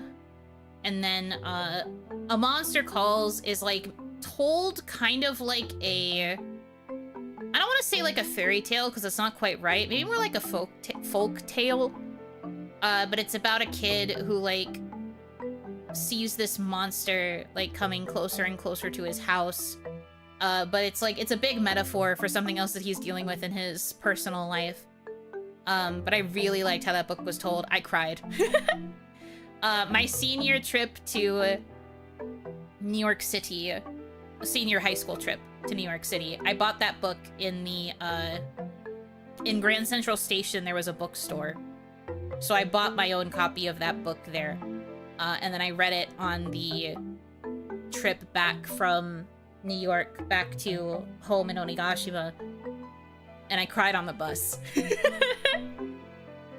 Girl who cried on the bus reading a children's book. Really fucking good book though. Highly recommend. I really like Patrick Ness as an author. He's like one of my bigger inspirations. Not a super popular author. He also has another trilogy that's like kind of post-apocalyptic that's called The Knife of Never Letting Go. Well, I think the trilogy is named something else, but the first book, I believe, is The Knife of Never Letting Go.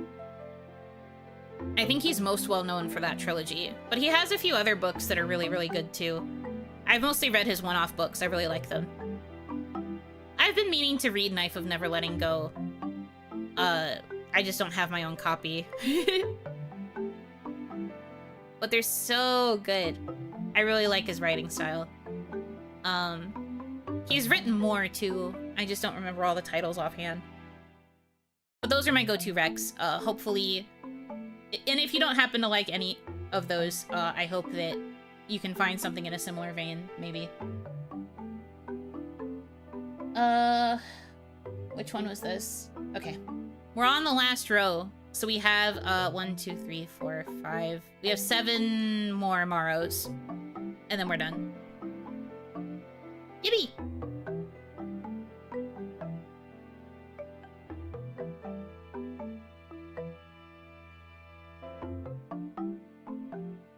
Hello, Yuno. Hello! Since everything goes, what pose would you like your model to be in an hashtag Oiranchi illustration? Maybe a setting or maybe an scenario. Bunny girl. That was the first thing that came to my head. I don't know. Bunny girl costume. I want to play Bunny Garden 2. I don't have the money to get Bunny Garden 2 right now, but I want to play Bunny Garden. I want to play Bunny Garden and meet the purple woman. So my instinct was to say bunny girl costume. Bunny girl, you know. Bunny girl, you know. I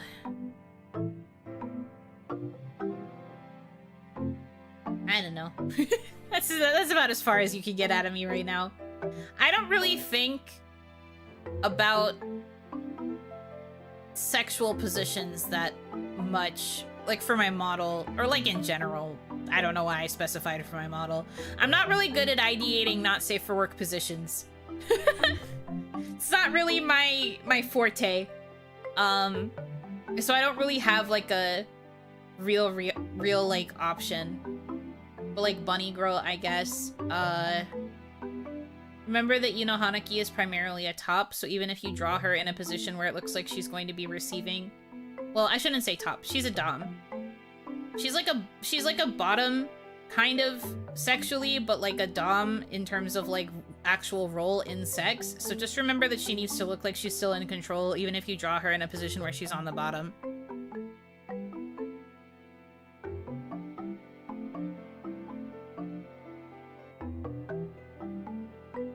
Not like you'd use them? What do you mean? I mean, I can't use them. Every platform bans it. It's truly just there for, like, It seems fate led you here. Freaking What a meaningful connection. consumption of others. It's not really there for me to be able to use it, because I can't use not safe for work art in any of my content. It's literally against every platform's rules. Also, Pink Yandere Femboy. Incredible username. Thank you for the follow. Welcome in, welcome in. What pose, Yuno, be like over there? Yeah, I don't know.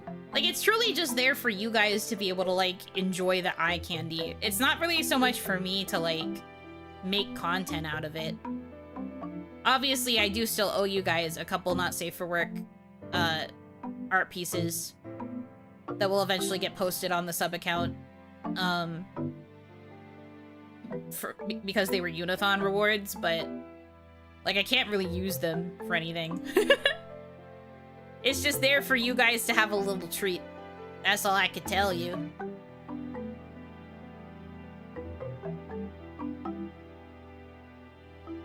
Okay. Next.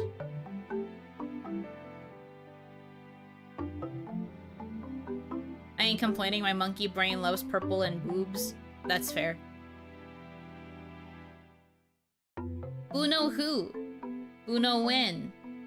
Uno where? Uno what? Uno why? Uno how? This is poetry to someone. This is incredible poetry to someone. Okay, Buno who? Me. Buno when? Now. Buno where? Over here. Buno what? OniMon. Buno why? Because? Buno how? Internet. Thank you for your question.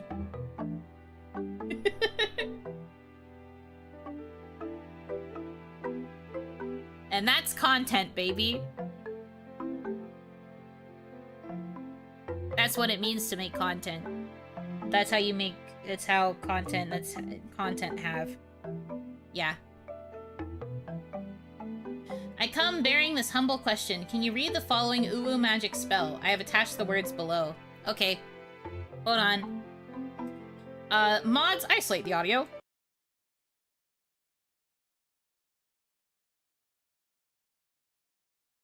Rar! Uwu XD! Money meow! Money meow! Uwu neko! Uwu-chan! Tihi! Uwu uwo! Ehe!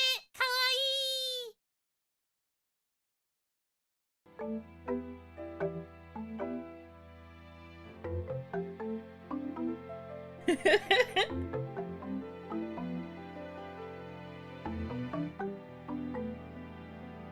Tilde. Yeah, true. Amazing. Yeah. You're welcome. I said I recited the ancient text. Surely that should mean, money now, money obtain, money receive. So when you obtain your money, just remember how you managed to get it. It was me. It was me, I did it, please remember that. Remember me when you're famous and you're rich.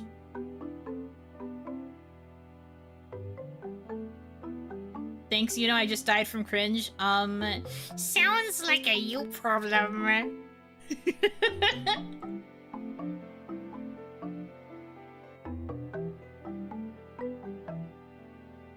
When it comes to otome, what's something that draws you in? On the flip side, what's something that pushes you away from one? Okay. Something that draws me in There's 3 core things that I look for when it comes to playing a new otome game. Art, voice actor lineup, and then, like, base concept. A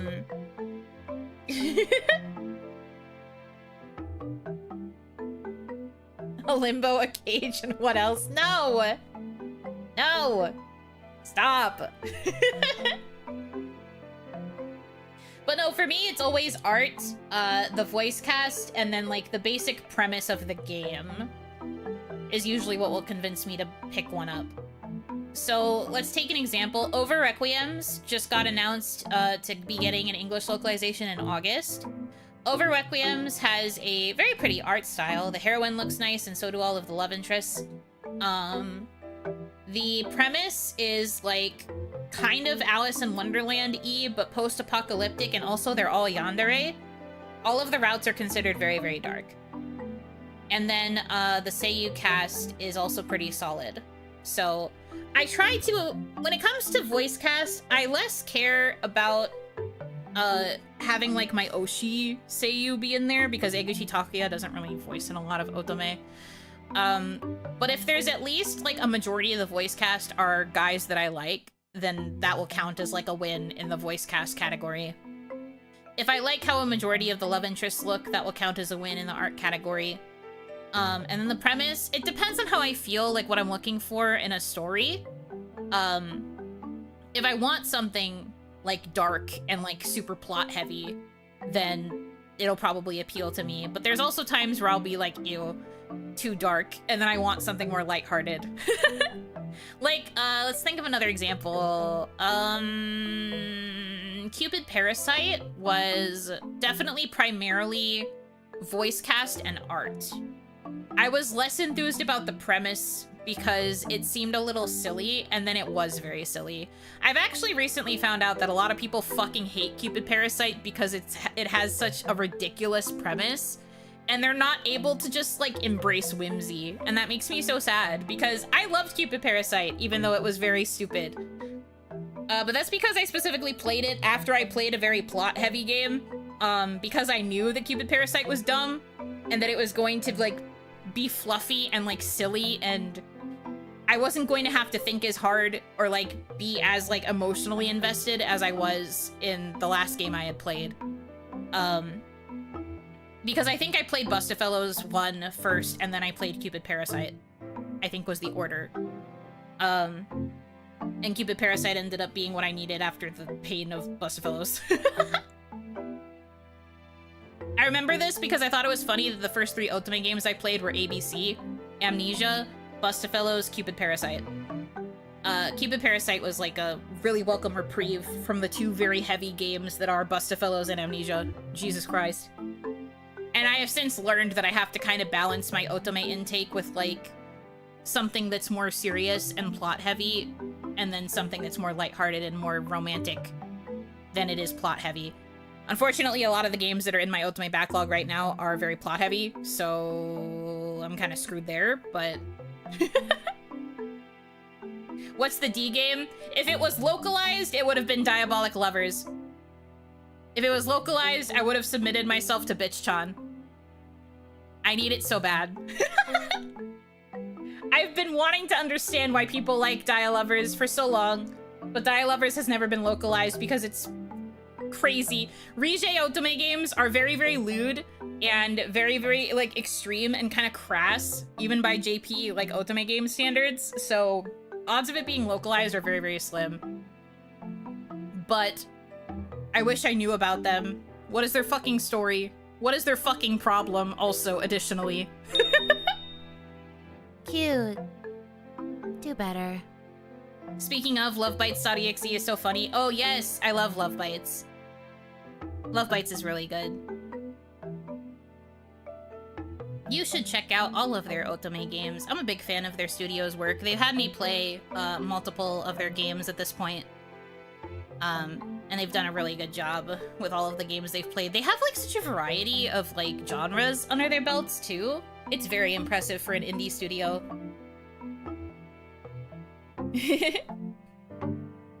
Also, Beep Beeps, thank you for the $15 tip. Happy 100th yap. May the yaps keep yapping and the Oni thrive. Thank you. Thank you so much. But yeah, in terms of stuff that draws me in, the top 3 categories are always art, voice cast, and then like basic premise of the game. So like basic like loose idea of plot. What's something that pushes me away is usually how old it is. I'm like this with anime too. I kind of don't like watching really old series or like really old just like anything that's like you're gonna hate me for saying this. You guys are gonna be so pissed off at me when I say this. If it's older than 2010, I'm probably not gonna watch it. I'm sorry. I'm sorry. I'm sorry. I'm sorry. I can't. I'm sorry. I can't do it. I've genuinely tried. Anything that's older than 2010, I'm probably not gonna be able to consume it. I'm sorry. I'm sorry. I'm sorry. I'm sorry. I'm sorry. I'm sorry. If it was something I had already watched, then I will be willing to rewatch it. If it's older than 2010, I can't do it. I can't do it. I'm sorry. So for me, older otome are also a little bit of a turnoff. Like, there's some older otome that I don't know if I'll really like, because otome... well, since I'm reading localizations too, some older otome were kind of treated like shit localization-wise because they didn't think that they were going to make a lot of money localizing them. So they kind of half-assed the translations and the localizations, and so I kind of avoid them because I'm scared that they're going to be bad. Could have at least said something pre-2000s. I'm sorry. It's like very... If I'm feeling generous, if it's pre-2007, I probably can't watch it. If I'm feeling really, really generous, I can't... It's really hard. Unless it's something I've already watched or something that I, like, watched as a kid. I can't... I can't watch it. I'm sorry. Like, super old art styles and, like, sometimes, like, the really old humor. I just can't... I just don't like it. I just can't. I'm sorry. I'm sorry. It's like the one thing about me that I feel is very Zoomer. Pre-2007, I straight up howled at that. I'm sorry. I'm sorry. I feel bad. I really do try, but sometimes it just doesn't work for me. Like, it's to the point where when I look up a seiyuu and I try to find the stuff that this voice actor has been in, I don't even bother to look at the stuff from, like, pre-2012. I go from 2012 onwards when it comes to looking at stuff they've done, because that's when I started more actively consuming, like, anime and shit. If it's before then, I probably am not gonna know. I'm sorry. It's just, that's how it is. That's just how it be. And it's not like I think the old things are bad. It's just that it's not going to work for me. I'm not gonna like it. It seems fate led you here. What a meaningful connection. I am sorry to make you all sad and feel old. I'm sorry. I'm sorry. I'm trying to be better about it, okay? Like, there's some things that I'm willing to, like, at least give a 3-episode try, but I'm probably not gonna like it. I'm probably not gonna like it. I'm sorry. It's the most Zoomer thing about me, and I cannot change this. I've actively tried.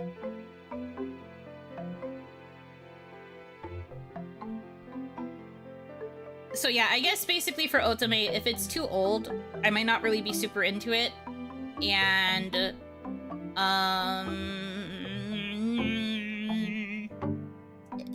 some premises will turn me off, but like, I don't really judge those too often. Because, like, looks can be deceiving.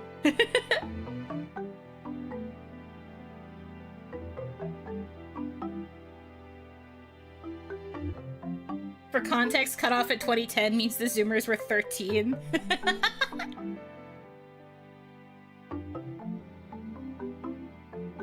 I'm sorry you guys are so ancient.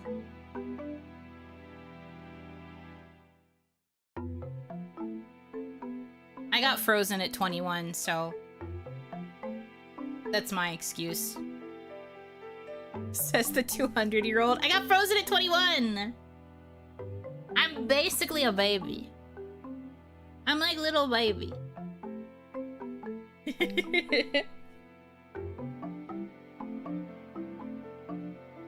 Okay. Next one. What are your top 5 JRPGs? A good question. Tales of Symphonia is one of the greats. It is the goats. Ghosts is ghosts. Goats. Tales of Legendia. Those are probably the 2 Tales games I will put in here. I don't want to make it all Tales. I do really love Tales, but I'm gonna try to not make it all Tales.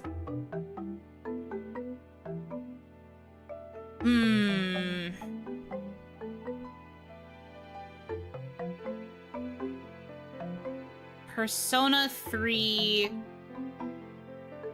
Portable.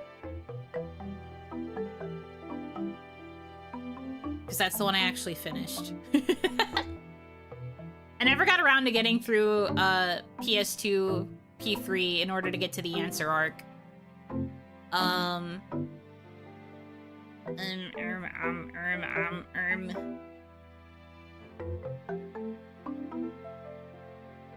2 more, right?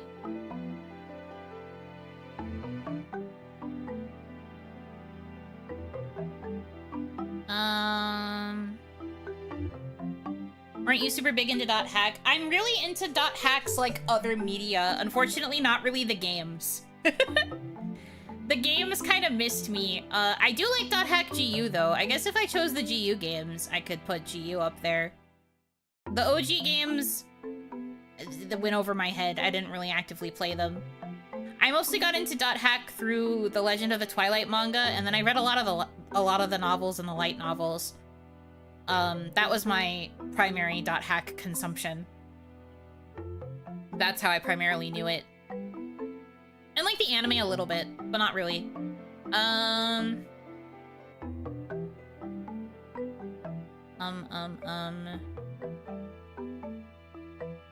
JRPGs.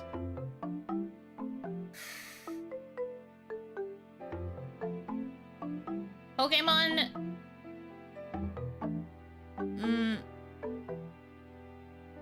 Maybe Pokemon. Pokemon Ranger or Pokemon Mystery Dungeon. I feel like they're kind of tied in terms of like really good. They're like spin-off Pokemon JRPGs. Like the baseline Pokemon games are really good. My favorite one of all of them is Sun and Moon, but I don't know if they'd be considered like top 5 JRPG. That said, if I were to go back and talk about Pokemon Ranger or Pokemon Colosseum or Pokemon Mystery Dungeon, those are like rotating in my brain in terms of like really good JRPGs. I think they would kind of have their own little spot in terms of like spin-off narrative Pokemon experiences. And then the 5th game, another JRPG.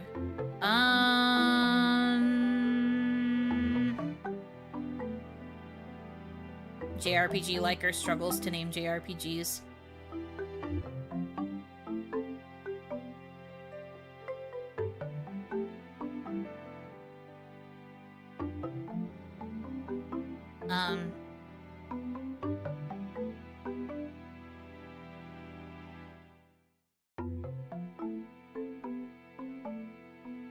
Maybe Fire Emblem Awakening.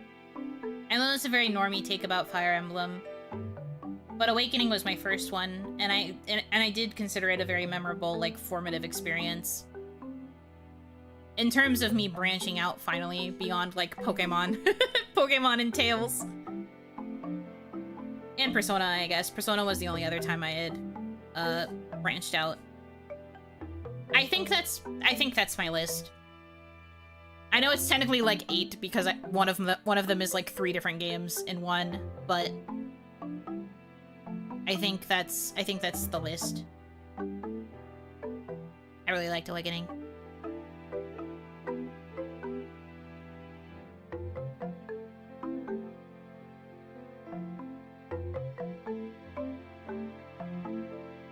Xenoblade 2 and 3 are in there for me. I've never played a Xenoblade game. I do wonder if I would like them.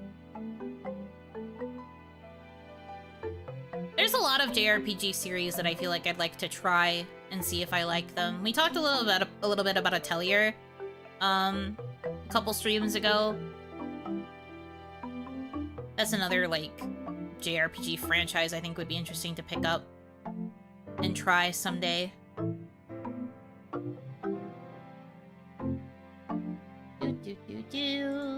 Okay. Penultimate one. If the Mialoon house was real, meeting a house where you, Kaya, and Lynn lived together, how would a normal day in that house be? For me, my favorite is P5 easily, but I also love Zestiria. I hate the game still. The game can be bad, but you can still love, like, core elements of it. I think there are definitely some elements of Legendia, even though it's my favorite Tales game, that are a little bit poopy butthole. So whenever that finally gets its much-needed remake, it will be nice to see it get modernized and hopefully improved in some ways. But I love that cast. That cast is my ride or die. I love the Legendia cast so much. I love them so much. They did such good character study in Tales of Legendia that I don't feel like they really replicated in any other game. In this essay, I will. I'm Legendia's biggest defender.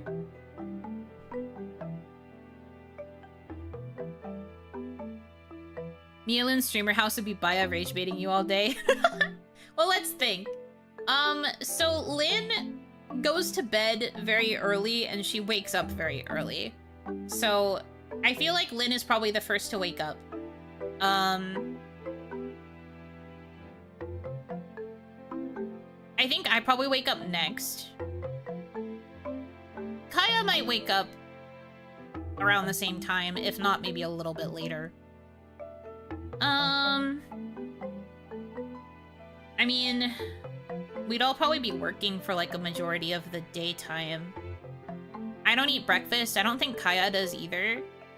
Lynn might, I'm not sure. But since the two of us skip breakfast, we're probably just working. I feel like Lynn is probably the one that touches the most grass. So I could see her going out for a majority of the day and like doing more stuff outside. I don't really go out much. Kaya sometimes goes out and touches grass. Depends on if she has any crazy work deadlines coming up. I think we would generally get along in terms of like doing chores around the house though.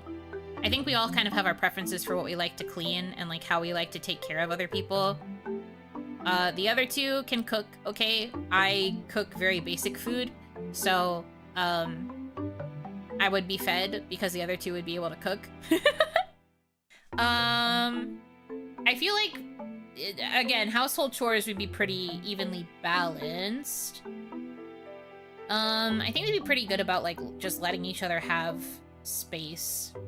I don't think we're really the types to like hang out a bunch as roommates. I think we would spend a casual amount of time together. And we wouldn't like hide from each other if the other person was in a common area.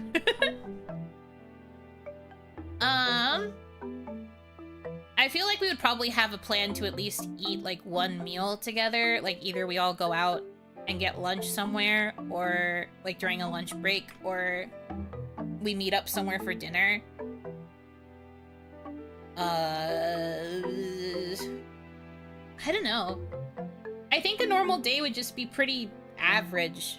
We're pretty well balanced in a lot of things, but we're also very independent people, so I feel like it's just like I stay in my space, you stay in your space. Sometimes we coexist in the same space.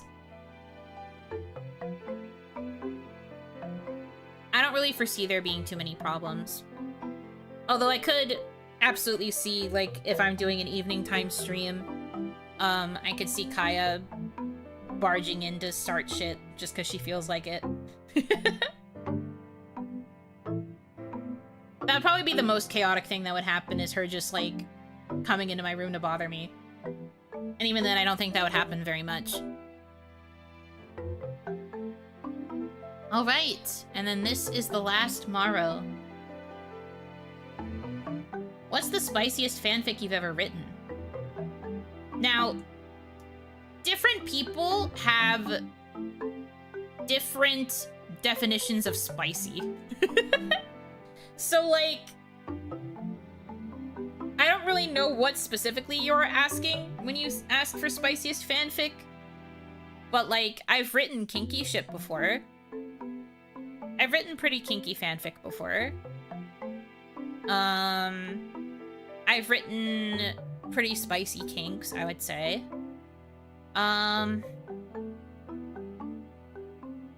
Tabasco, jalapeno, maybe habanero. Yeah, I'd say probably like jalapeno slash habanero level. Spicy.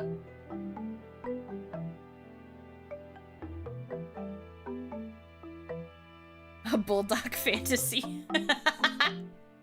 Yeah, I think I might have like one bulldog level fanfic.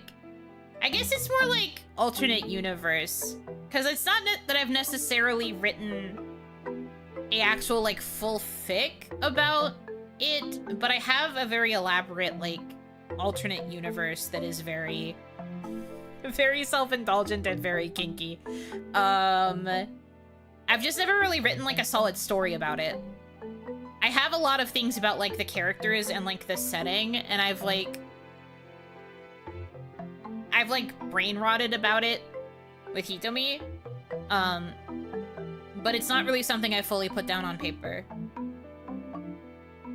I don't think ghost pepper level.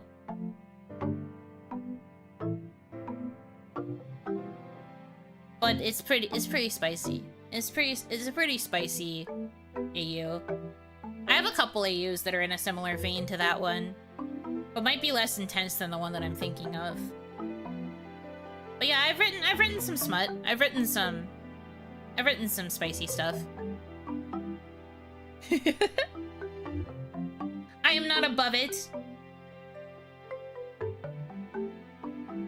I know that's funny considering I just mentioned I don't really think about, you know, Hanaki in sexual positions, but like, I don't know. I've written kinky stuff. Sometimes the inspiration takes me in a direction. It's all good. We're chill. Self-insert of Bustafellows. There is, like, when I say self-indulgent, I mean that I have several AUs that I have set up where a lot of my favorite characters are, like, kind of crossed over. Like, a lot of, like, overly complicated AU crossovers where lots of characters that I like exist in the same space, even though they probably never would. So to that end, it's a little bit of, like, a mix of a lot of things. Like, it's Bustafellows, it's a couple other fandoms that I like, and then I have them all mixed together, and then I do have a self-insert character. I do have a self-insert character. Well, okay. Not a full self-insert character, but, like, it's an OC that started as a self-insert, and then I kind of made them more independent from me, and I kind of gave them different traits from me, so now they feel, like, very separate from me, but they were intended to be a self-insert. So there's some elements of it that are very self-insert.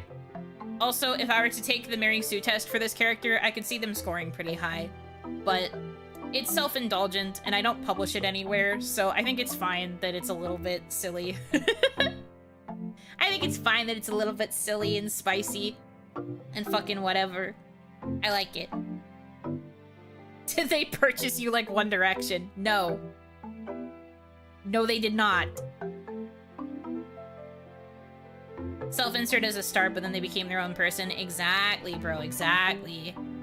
A lot of my characters are kind of like that. Every time I try to make like an actual self-insert character, they don't stay like the me self-insert for long. I start differentiating them because I try to find reasons for them to exist in all the universes I want to put them into.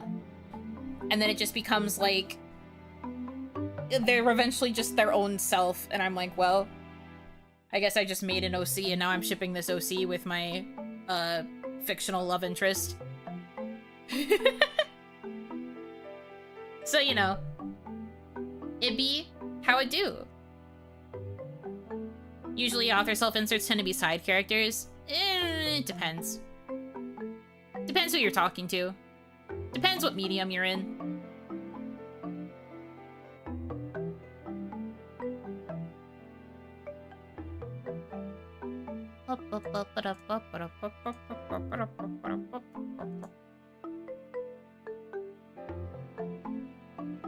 Don't mind me.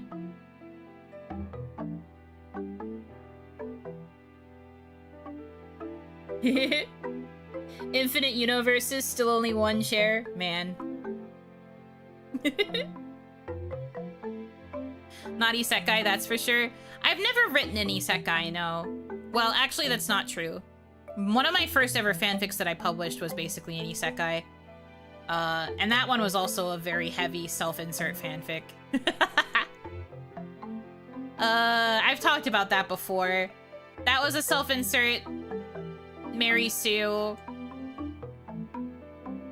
And it got flamed on a hate forum for like, it was like a forum dedicated to hating on fanfiction that had like Mary Sue self-inserts. And that wrecked my shit. Baby Yuno did not understand the fact that there were haters on the internet. And it like really fucked her up to see them like basically copy paste all of the elements of the fanfic that I had posted and then write in italics their own like really mean, overly critical comments about all the stuff that was happening in the fanfic. And I was just like, man, I didn't know people could be so mean. And then I stopped writing fanfic publicly for a very long time. Because I was like, I must be a terrible writer. So I just stopped.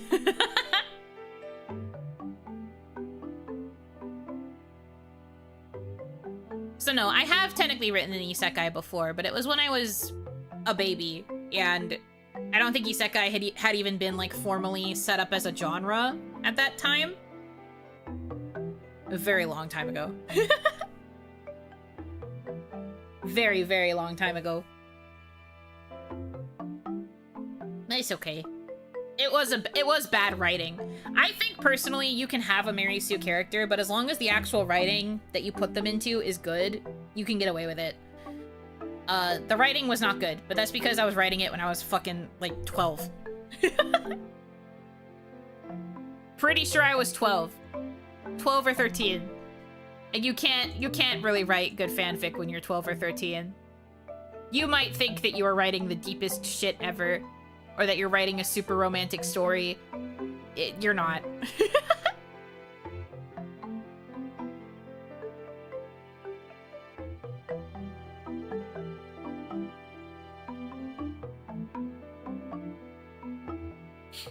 Anyways.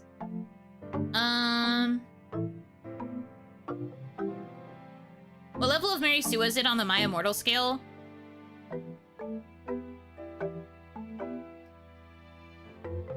If Ebony, Darkness Dimension, Ravenway is like a 10, the Mary Sue that I made for this Naruto self-insert fanfiction was like an 8.5 or a 9.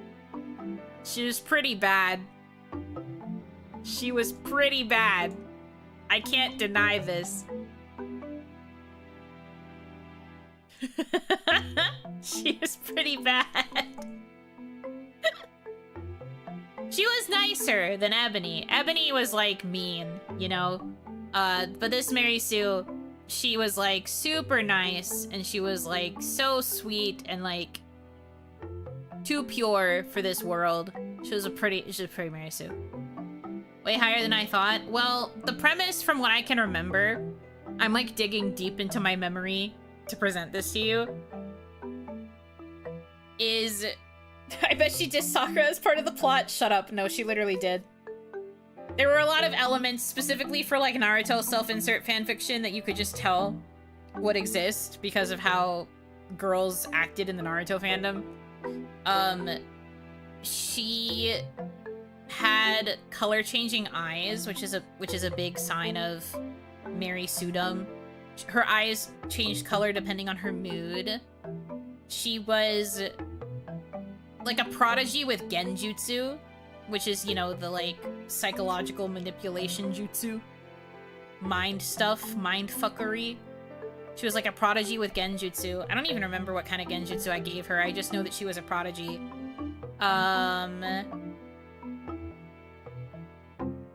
She was self-insert romantic ship with Kiba. Absolutely hated Sakura.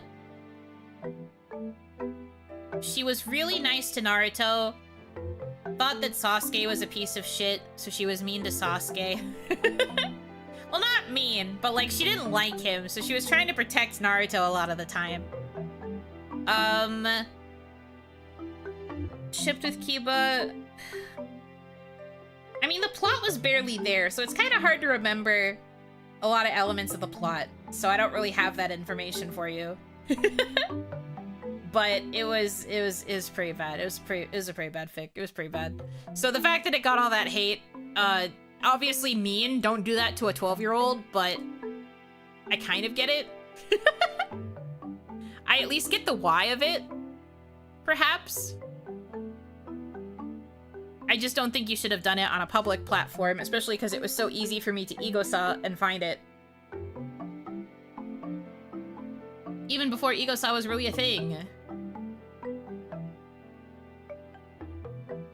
Kiba getting more dates in the universe than canon. Yeah, poor Kiba just has Akamaru in canon. I was out there like, it's okay, I like him. This was before I got my actual, like, anime character crush on Shikamaru, so I chose Kiba instead.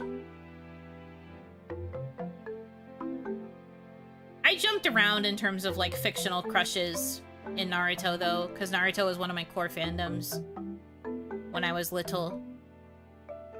I like, hopped around a lot of the guys. My Yumejo shenanigans were very floozy in nature. Someone snuck this Maro in, so we have a surprise bonus Maro. Thanks, guys. This one's not a question, so I won't include this other one that just ended up in there.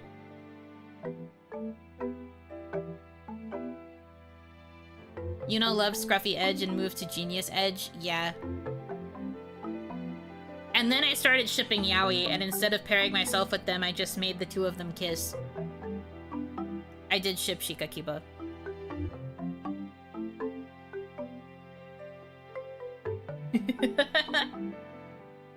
In the end, why worry about self-inserting and people getting mad at you for having an OC self-insert when you can just make the two characters you like the most smooch? That's Fujo. That's Fujo activity right there.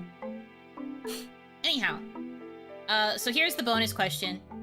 Have you talked about the Namadachi to any of the other girls? Vaguely. I don't think I've ever done, like, I've never, like, shit-talked you, and I've never, like, name-dropped any of you. But I have talked about you to the other girls before. And I have also had situations where people have come to talk to me because they recognize some of you as Namadachi. Both things have occurred.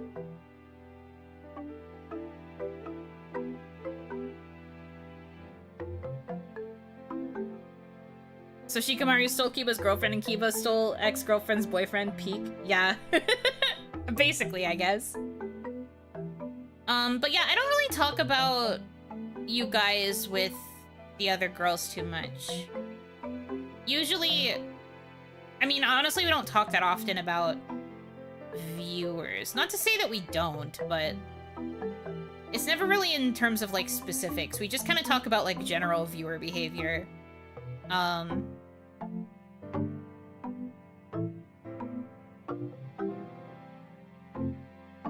Otherwise, it's not, we don't really talk about specifics.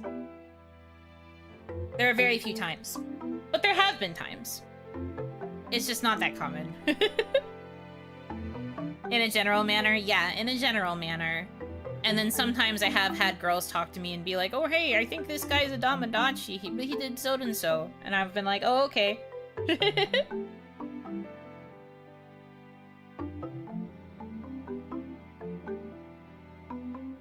But there hasn't been a lot of name dropping, as far as I can remember. It's usually pretty vague, pretty chill, low-key. We tend to just talk about, like, other aspects of content creation rather than, like, talking about our audiences. Imagine being a Tamagotchi. Yeah, I know, crazy. I don't think there's any Tamagotchi that exists, to be quite honest with you. Never heard of him. Who's that guy?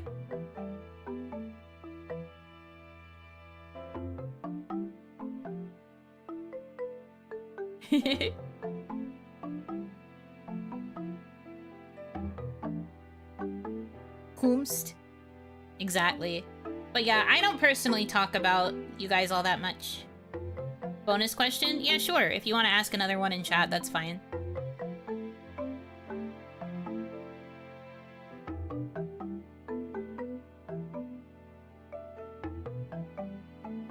Fireballs predate 2010. Shut up! Leave me alone! It's really only with, like, anime that I get like this.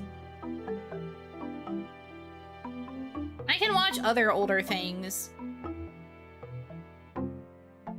I can, like, read older books.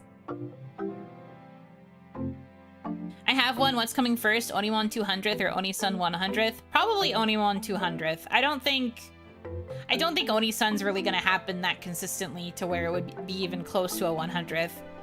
I said this earlier. I think Oni-san is currently only at like 4 or 5 because I don't really label some of my Sunday chatting streams as Oni-san because Oni-san has a very specific vibe to it. So I don't think Oni-san is going to happen first. It's probably going to be Onimon 200. Probably.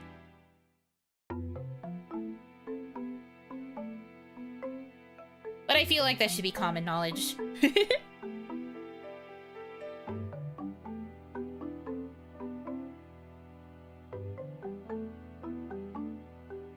In the PK Explosion Gang Discord, is everyone still there, or did certain people leave? Nobody has left.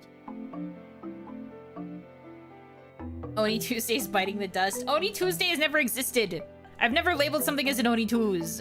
That's just been something you guys have named it.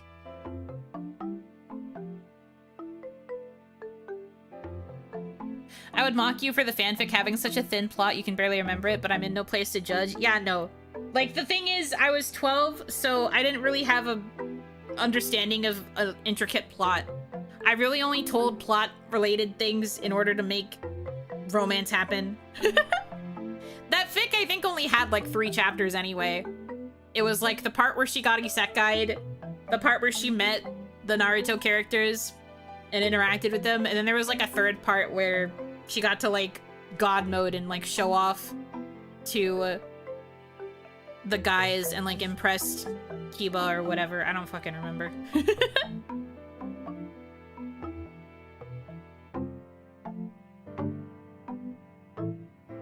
Oni Weds win.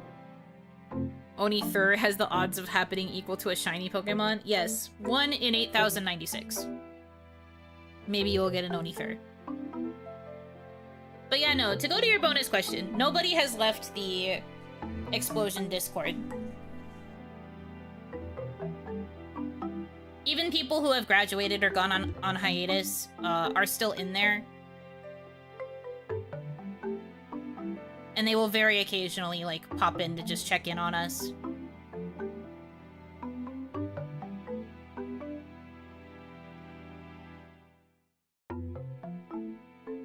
So no, nobody is left.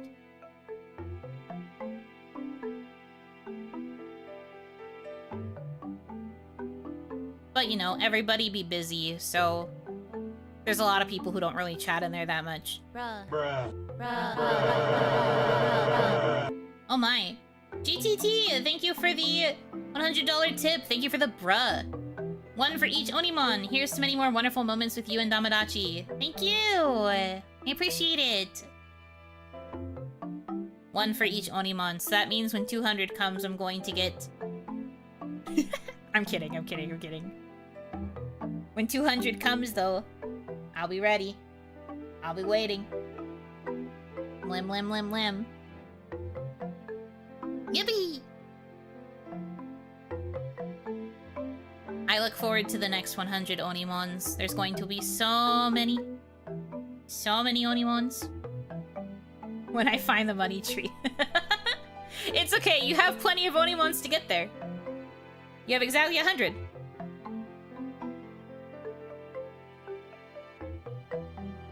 Chapter 1, intro. Chapter 2, unlocking my 6th element chakra and the mood ringagon. Note, Nihongoify this for coolness. Chapter 3, Sakura wishes. That's honestly pretty close, I think. Pretty funny. That's pretty close, I think. But yeah, that fic I think only had 3 chapters, maybe 4. I'm pretty sure it was only 3 though. And then, like I said, I found where it was getting shit posted about on a forum. And I decided I was gonna delete it and that I was never gonna write ever again. What Onimon chapter was the one you fought the Yukiona? Was that an Onimon? I guess so. I don't think it was an Onimon though. I think it was a separate stream because that was for the membership opening.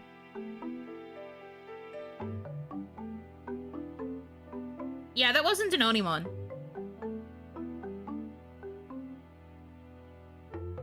I did a separate stream where I did the precursor to the membership opening because apparently management did not want me to just have a plain celebration for memberships opening. They wanted me to do something super elaborate. I was literally bullied into doing something super elaborate, and I was like, okay. Okay, I guess. That thank you for the $100 tip. Thank you for the bruh. 100 blessings be upon ye, for ye hath blessed us on 100 Onimon. Yippee! We are all blessed this day. We got the rare double bruh. That doesn't usually happen. We have been bruhed twice. Thank you. I really appreciate it. I'm really glad that you guys are here with me and that you have been able to stick out for all of the 100 Onimon.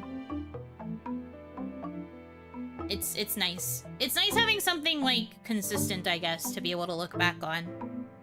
Whoa, bruh be upon ye. True.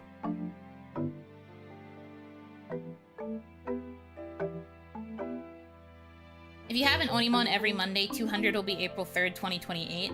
Noted. And that's only if I manage to do it every Monday. Which I'm already not going to be able to do. Because next week I won't be able to stream. I'm very sorry. There will be no Onimon next week. I bring it back and I immediately take it away. I'm sorry. This is just how things are shaken out. It's the circumstances that be upon us. 2028, yeah. 2028 feels pretty far away. But it really isn't when you think about it, because we're about halfway through 2026. Jesus. Time goes by so fast, dude. I know we talk about that a lot, like practically every Onimon. If I'm not talking about food, I'm talking about the passage of time. But like, fuck. The passage of time is crazy. But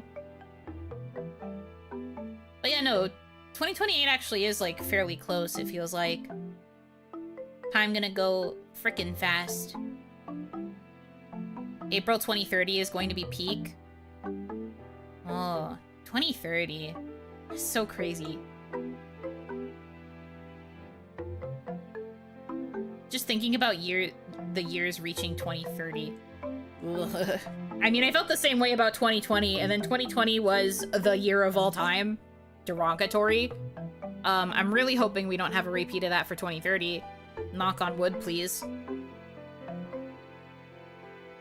I do not want to have another freaking yikers year. I'm good, thanks. I would like things to be chill, maybe. Knocking on the wood, yeah, man. Knock on every tree you see. May 2030 be fine. It doesn't even have to be good. Can it just be fine? Can we just make it okay, please? That'd be great. Okay, gamers. While it was a bad year, it did give rise to VTubers. I suppose that's true. I suppose in some ways it did really cause the big VTuber boom. A lot of us probably would not be here if it didn't happen, but still. Icky bad year. Don't really want a repeat of it.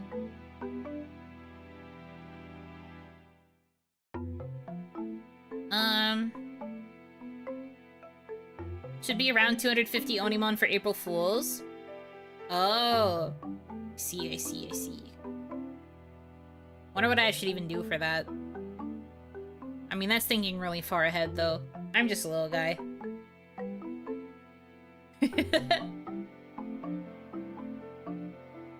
I don't have the foresight. My brain's too little. I got tiny brain. But what I was going to say is, I think we should probably wrap this stream up, though. Because my throat is starting to feel a little raw and irritated, and that's probably because I've been yapping a lot. And also, we have a lot of otome games to read through this week, so it would be good that I don't kill my voice. I just want to stop living through major historical events. Bro, me too! Can I get that on a shirt, please? I want to wear it everywhere. I also want to stop living through major historical events. Just stop it for once. For once! I was hoping we'd have our own Roaring 20s, but we skipped the Great Depression. But Yuno is the opposite of depressing, so that's cool. I am here to offer you great... what's the opposite of depression? I was about to say suppression, but I don't think that's correct. Me suppressing you. This is better than being depressed, right? That's not right. What would the opposite be? Fuck. Hapression? Great boobession? Impression? Hapression? Great mania? True.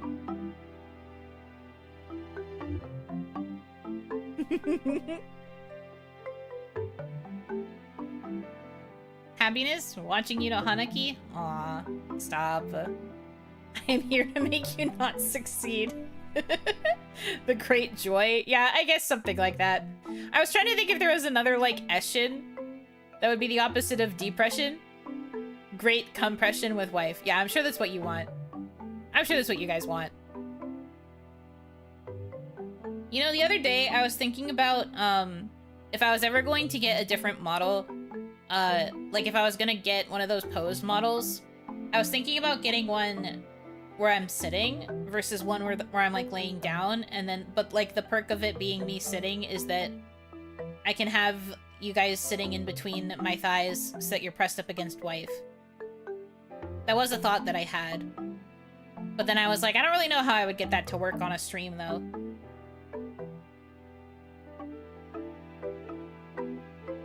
The great suppression just pushed those feelings way down. Me pushing you into a box. That's what the great suppression is.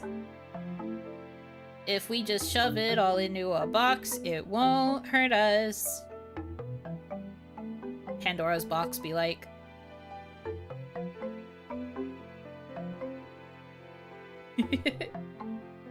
Anyway. I really should wrap up though, because I don't want my voice to die. We have a stream. We have 2 streams tomorrow. We have one stream at 2 p.m. And then we have another stream at 8 p.m. Hopefully the first stream won't be too long, so that I can actually have time to eat before the second one. I might have to delay if the first stream goes really long, so that I can make sure that I eat food. Because your girl's gotta eat food in between these streams. Then I'm off Wednesday. Then there's another double stream on Thursday. And then Friday is just one stream. But it's all otome all the way down from here. So keep that in mind, gamers. And then next week, I'm off Saturday and Sunday. And then, like I said, I'm also off Monday. And then, I don't know what the schedule is gonna look like after that. I have to make it still. I have a few games that I got codes for, so we might do a few fun, I guess not really sponsored streams, but like kind of sponsored, where I'll be showcasing some more games, maybe. And then I'll try to throw in a few more yapping streams because I have to make up for the fact that this is the only yapping stream you guys really get this week. So I will try to put some more yaps on the schedule to add some variety. I'm also gonna try and make sure we can have a member stream next week for those of you that have missed members. Congrats on getting the job. Oh, honey, no, I didn't get it. I didn't get it. I didn't get it. Who lied to you?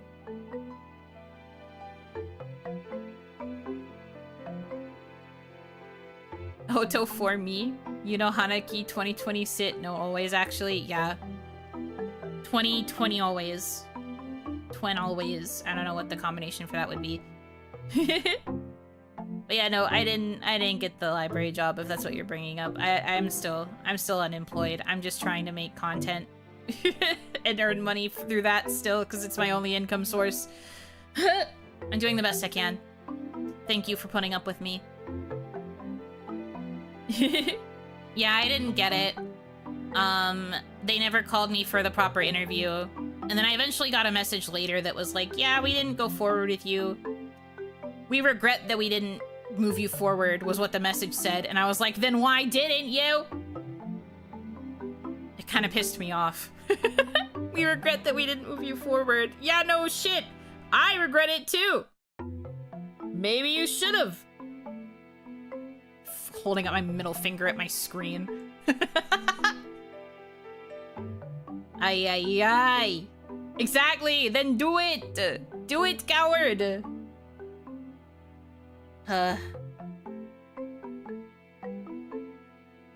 Yeah, it really annoyed me. So I was like, well, guess that's how it is. I fat-fingered the wrong candidate to the interview. You'd think they would still give me a chance if that was the case. They're not gonna, though. But yeah, it made me really upset. But sometimes it's just how the cookie crumbles. I'm still, like, looking on a more casual basis for work to see if there's, like, other options for stuff that I can do, but I'm gonna... For now, all I can do is really lock in on content again and try to survive. That is the ultimate goal, is surviving. So, I will continue to do my best. Also, thank you for the hydrate. I did take a little sippy of water in all of this. I'll take another one, though. I'm running out of water. Gonna have to refill before bed. But yeah, I am going to wrap up here. We're gonna call this a stream. Thank you guys so much for choosing to spend time with me. I hope that you have a good rest of your time zone, and until I see you again, Yunotsu! Here is to 100 bajillion million more OniMon. OniMon forever until the day we die. Woohoo! Yippee! Yay!